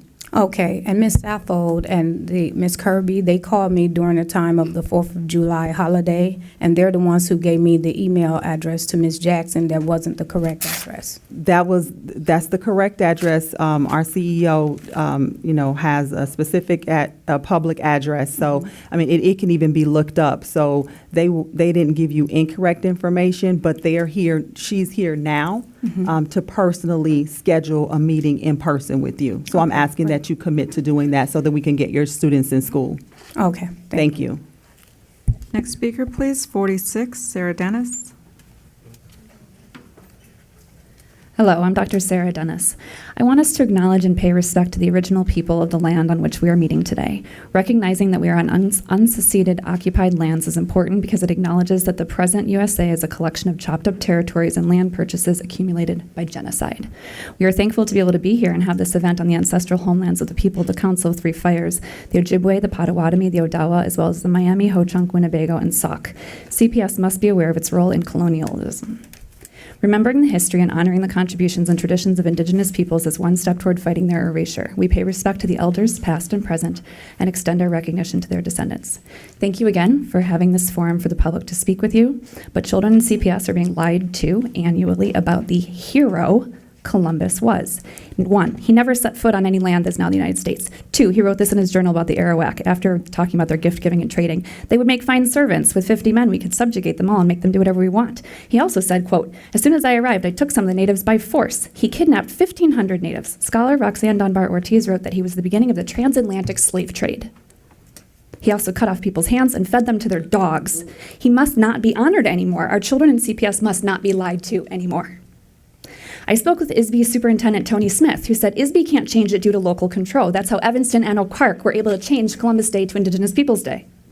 Illinois School Code 24-2B says a school board is eligible to apply for waivers and modifications as long as you hold a public hearing. So how do we proceed to ensure another generation of CPS children aren't miseducated about a murderous, rapist, thief? How? Please tell me what to do next. I think you've done what you can do. You've addressed this with the board. Thank you very much. So what's next? What's next is, we heard you. You're not going to get any comprehensive response. You have very strong views. I'm a bit of I believe I am a bit of a historian. Some of the things you said reflect things that I'm aware of. Others I'd have to think about. But we heard you. Thank you very much. So there's thousands of people who want this. But what's next? Please tell me what's next. What do we do next? Next speaker, please. 48, Maxwell Little. Last call.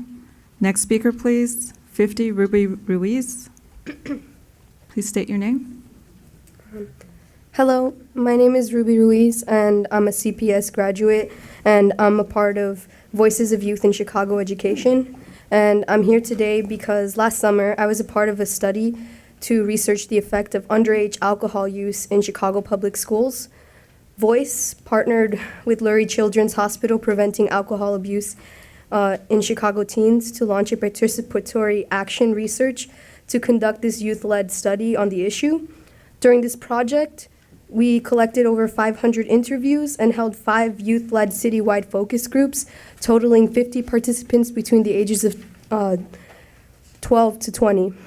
I became involved with this project because I've been exposed to alcohol my entire life and did not realize that it become normalized to me.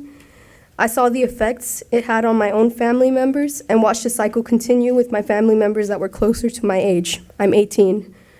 And I recognized early on that substance use and abuse was merely a coping method. I did not realize, though, that there were not support systems in place for students with extreme trauma. This is what drives our work, and this is why this is important. From this research, we created a report called Open Bottles, Broken Policies, which is a report that was used to make the recommendations that they were talking about earlier. And they used this to make the recommendations for CPS to implement into the Student Code of Conduct. And while Voice recognizes that the Office of Social and Emotional Learning are recommending some of the recommendations. However, we believe that more needs to be done. There were many recommendations that were not taken into account that the youth felt were necessary, such as separating the selling and distribution of alcohol. These recommendations were made by young people affected by this issue the most, and we need to do more. Students need sustainable resources and wraparound services. We need to adopt more of the recommendations set forth by Voice and invest more in our schools so that we can implement these policies well. Show us that you really care about the young people. Show us that our lives matter to you. Thank you. Thank you. Before the next speaker begins, I'd like to call the last group of speakers, please. 57, Megan Schmidt, 58, Joseph Williams, and 59, Jasmine Wilson. Hi, good afternoon. My name is Leslie Helmkamp. I'm representing the Coalition Preventing Alcohol Abuse in Chicago Teens. As the previous speaker just mentioned, we commissioned a study with Voices of Youth in Chicago Education that culminated in the Open Bottles, Broken Policies report. We highly recommend that you take a look. I'm here representing PACT, and we wanted to just echo many of Voice's findings that we believe that the majority of youth use alcohol to cope with mental health issues, trauma, and school stress. We urge the board to really take into account and support the recommendations to apply a trauma-informed and trauma-sensitive approach to discipline throughout the student code of conduct, especially when it comes to alcohol use and addressing prevention and new interventions that schools can apply when a student has an infraction related to alcohol use or in schools. We really want to work with CPS. The Office of Social Emotional Learning has been very helpful, and we look forward to continuing this partnership to really support students in schools. We think punitive measures such as suspension and expulsions can harm students by isolating them from their peers and delaying their academic progress. We really urge the board to support the recommendations that have been made today, but to continue to go farther and really implement new supports for students at all levels and supporting parents to be involved and to really apply community-based responses when a student is struggling with alcohol abuse. All right, thank you. Thank you. Good afternoon, President Clark, Dr. Jackson, board members, and other CPS staff. Thanks for the opportunity to allowing me to speak this afternoon. My name is Megan Schmidt, and I work with Chicago International Charter School. On behalf of the Board of Directors, our CEO, Elizabeth Shaw, I'd like to thank you for the ongoing support of Chicago International students and families. As you know, CICS provides Chicago families excellent and innovation school choices. Throughout a portfolio of 14 different campuses, we serve over 8,500 students from 56 communities. Our vibrant network of diverse Chicago charter schools enables students to thrive every day, puts them on a path to success in college and life, and empowers entrepreneurial educators to pursue excellence through innovation. The CICS families with whom we proudly work are excited by their students' social and emotional achievements that they see every day in their children. I invite you to visit a CICS campus. I know some of you have visited with us in the past, but my question before I leave today is, with whom should I work to schedule a meeting? That's all I have, but thank you for your time.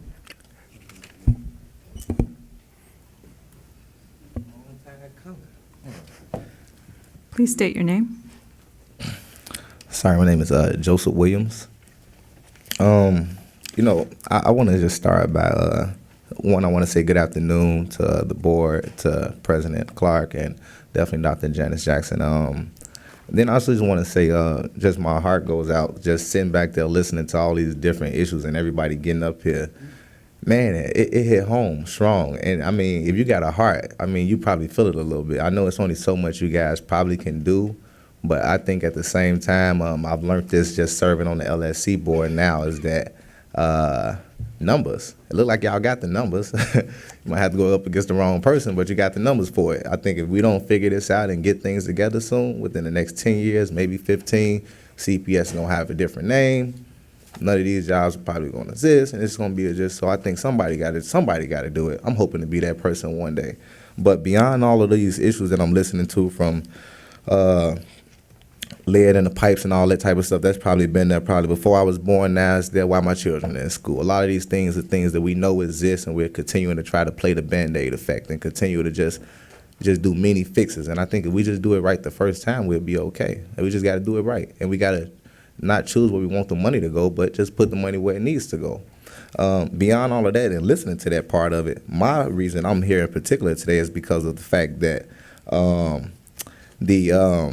when it comes to volunteering with CPS, I ran into a situation myself where, just real quick, growing up, just my mom raised me and my younger brother, tried to stay on the right path, but eventually hung outside, went off the wrong, made some mistakes in my life, and had to bounce back from that. Bouncing back from that, I started a Father's Club. It's called Mr. Dad's Father's Club, which is helping get fathers involved in their children's life. So they actually come out to CPS schools and read books to children and mentor kids. After that, ran on the school board. I learned how to make change, what I'm talking about right now with the numbers. I ran on the board, and it was a board that had been on there for 8 years, and I came, got me a team together, and ran the whole board right off the board. So I know it's possible if you want it. I know it's possible. But beyond all of that, I call my story a setback for a comeback. And after all of that, getting everything together, going to court and fighting and get all of this stuff together, now I'm in the run for alderman this year. Mr. Williams, can you please conclude? I got you. So I got a wife and 5 kids, but beyond all of that, it's just crazy because I got denied the volunteer. And I'm thinking, okay, I got my stuff together now. So today I want to submit this to Janice Jackson, but in particular, I'm sure I'm not the only person who has been in this type of situation. There's probably more people, and for a sure fact, this does violate the civil rights when it comes to being discriminatory and a lot of more of the stuff I've been researching on this. But based on you guys' enumerated offenses that you guys have listed that y'all made compared to what's on my stuff, not one case.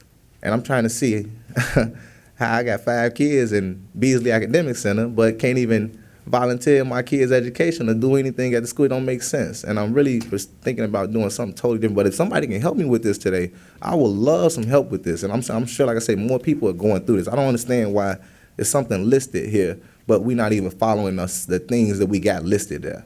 And for me not to have not one of these cases, it's just remarkable.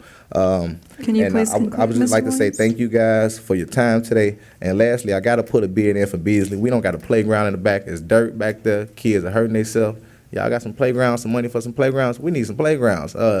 66 schools for some technology or something. I'm down for that. We need that. I'm hoping we one of them 66 all day for the pre-K.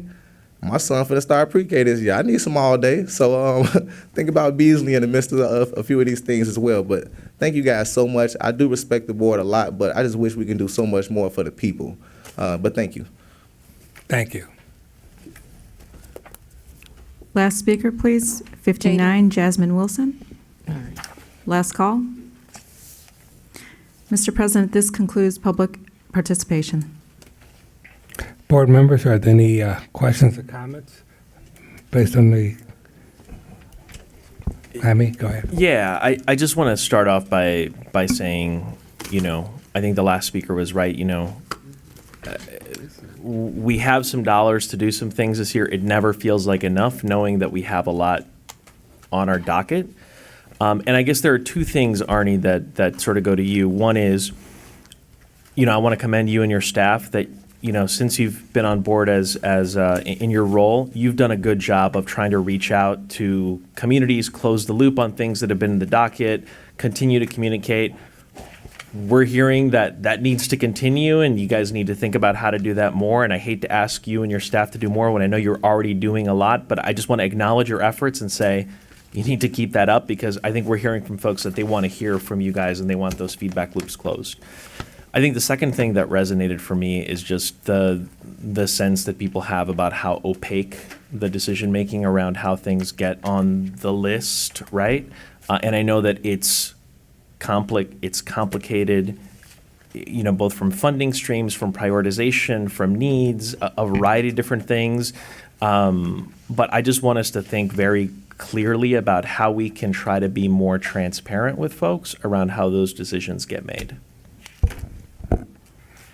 Thank you very much, Vice President Guzman. Anybody else? Yeah, I just wanted to ask a couple of things, and they don't have to be answered now because maybe it's not here. I did meet with Alcott a while back, so I would like for someone who is working with this to set up a time for me to meet to get some status on what's going on with Alcott. Okay. I would also like to refer to the last young man who spoke. I'm not sure what the qualifications are for volunteers now, but I'd like to see what was on his record that he was not able to volunteer, if you want to share it, because I hope in some way that people who redeem themselves, if it's not sexual or anything like that, that if they come out and they're trying to change their lives, that we don't have a way to possibly support them, okay, like CTA does.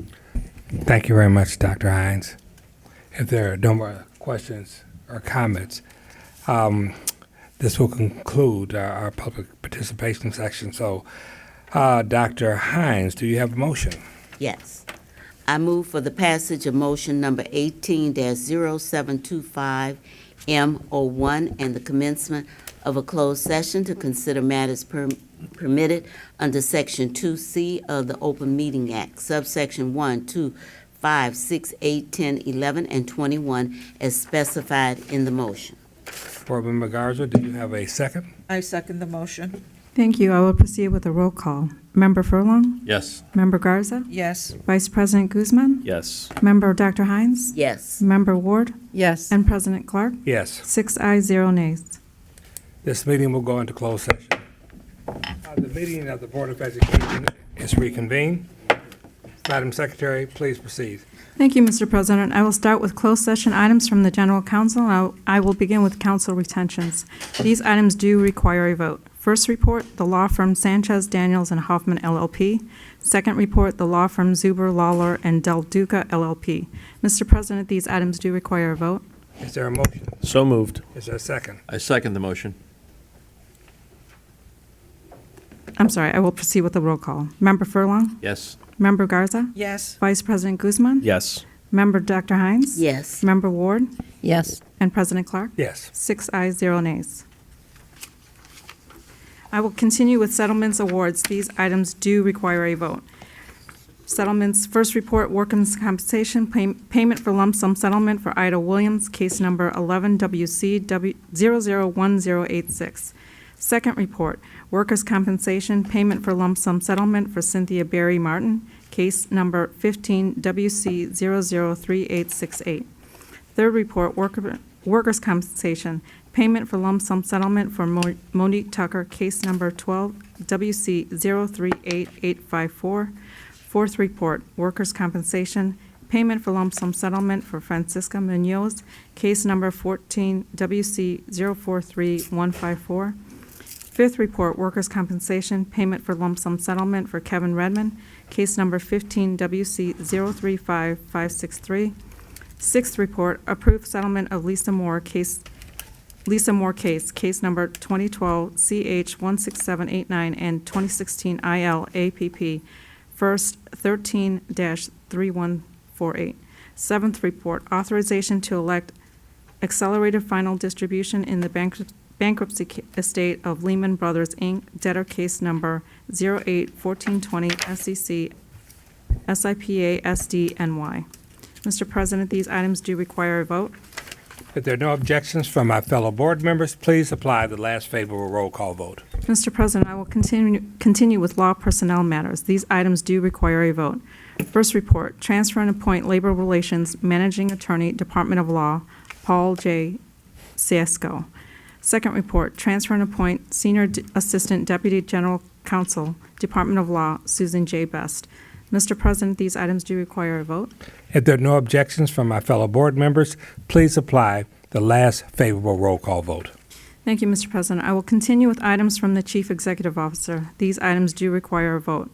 I'll begin with warning resolutions. First report, warning resolution, Nikita Alonso, tenured teacher assigned to Nancy B. Jefferson Alternative High School. Second report, warning resolution, Patrick Cox, tenured teacher assigned to Marie Sklodowska, Curie Metropolitan High School. I will continue with one other matter.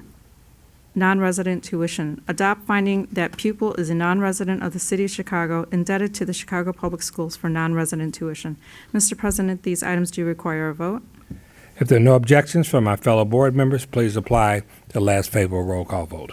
Thank you. Mr. President, I will continue with items from the board. These items do require a vote.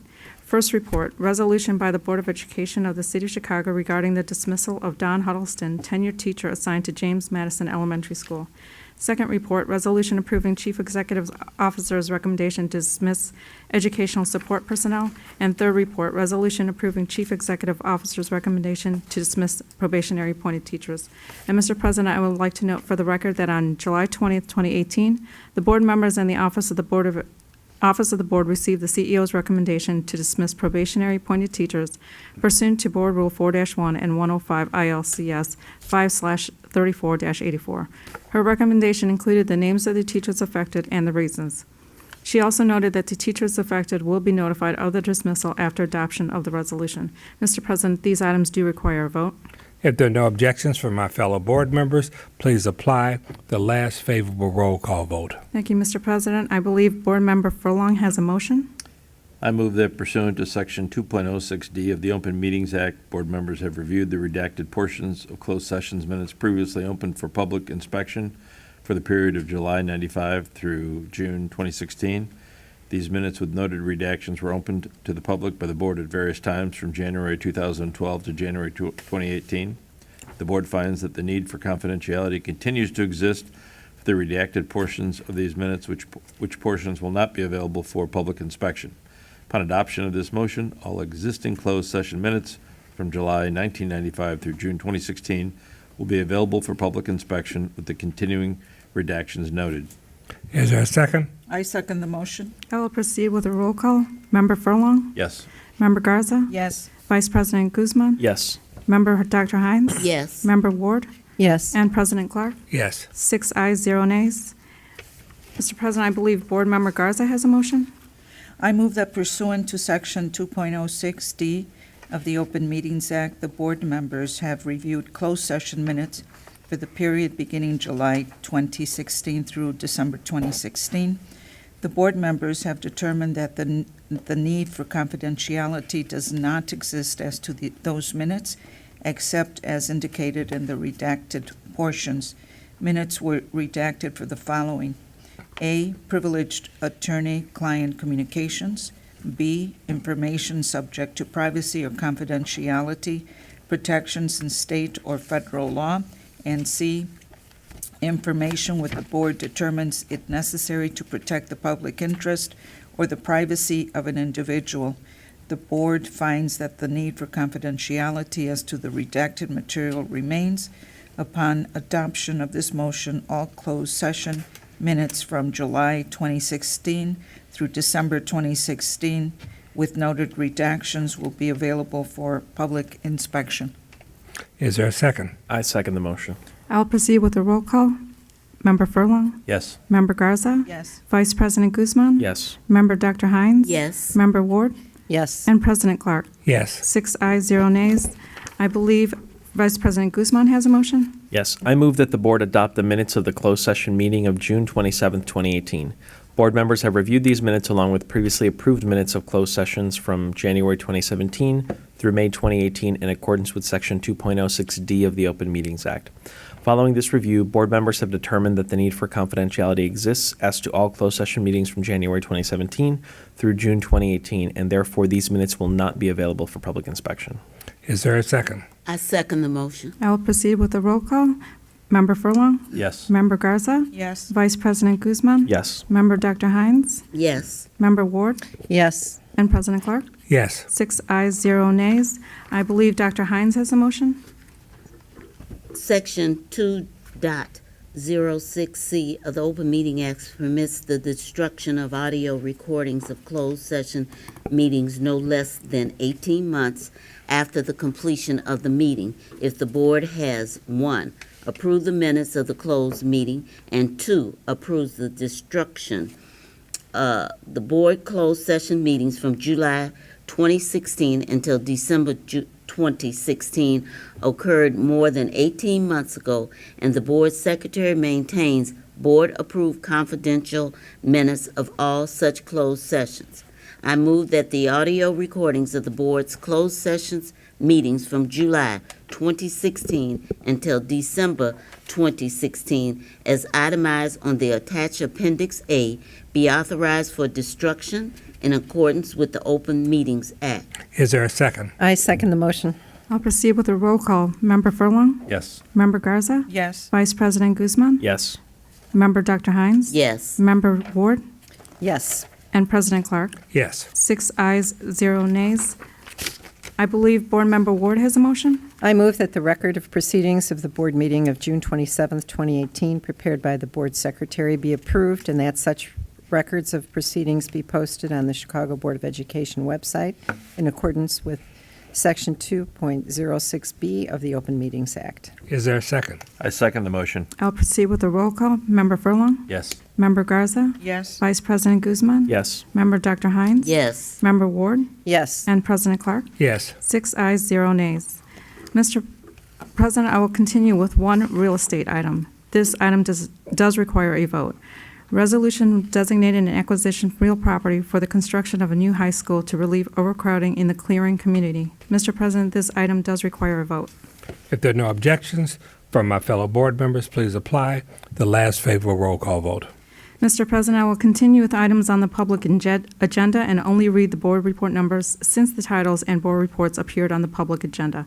I will begin with resolutions and policies. These items do require a vote. RS1, RS2, RS3, RS4, RS5, RS6, RS7, RS8, RS9, PO1, and PO2. Mr. President, these items do require a vote. If there are no objections from my fellow board members, please apply the last favorable roll call vote. Thank you, Mr. President. I will continue with the communication. This item does not require a vote. Communication rate, location of board meeting of August 22nd, 2018. This is to advise that the regular meeting of the Board of Education scheduled for Wednesday, August 22nd, 2018 will be held at CPS Loop Office, 42 West Madison Street, Garden Level Boardroom, Chicago, Illinois 60602. The board meeting will begin at 10:30 a.m. Public participation guidelines are available on www.cpsboe.org or by calling 773-553-1600. For the August 22nd, 2018 board meeting, advanced registration to speak and observe will be available beginning Monday, August 20th at 10:30 a.m. and will close on Tuesday, August 21st at 5 o'clock p.m. or until all slots are filled. You can advance register during the registration period by the following methods: online, phone, or in person. Public participation segment of the meeting will begin as indicated in the meeting agenda and will proceed for no more than 60 registered speakers for the 2 hours. Mr. President, I will continue with items that do require a vote. I will proceed with EX1, EX2, PR1, PR2, PR3, and for the record, I would like to note that PR3 has been revised and the final will be in action. I will continue with PR4, PR5, and for the record, I would like to note that PR6 will be withdrawn. I will continue with PR7, PR8, and for the record, I'd like to note an abstention for Board Member Garza on PR8. I'll continue with PR9, PR10, PR11, PR12, PR13, PR14, PR15. Mr. President, these items do require a vote. If there are no objections from my fellow board members, please apply the last favorable roll call vote with the noted abstention. Thank you, Mr. President. I will continue with one additional item that does not require a vote, AR1. Mr. President, this item just needs to be accepted by the board. Please mark receipt and filed. Thank you, Mr. President. There are no further items on the public agenda. Is there a motion to adjourn? So moved. All in favor? Aye. We are adjourned. Thank you, everyone.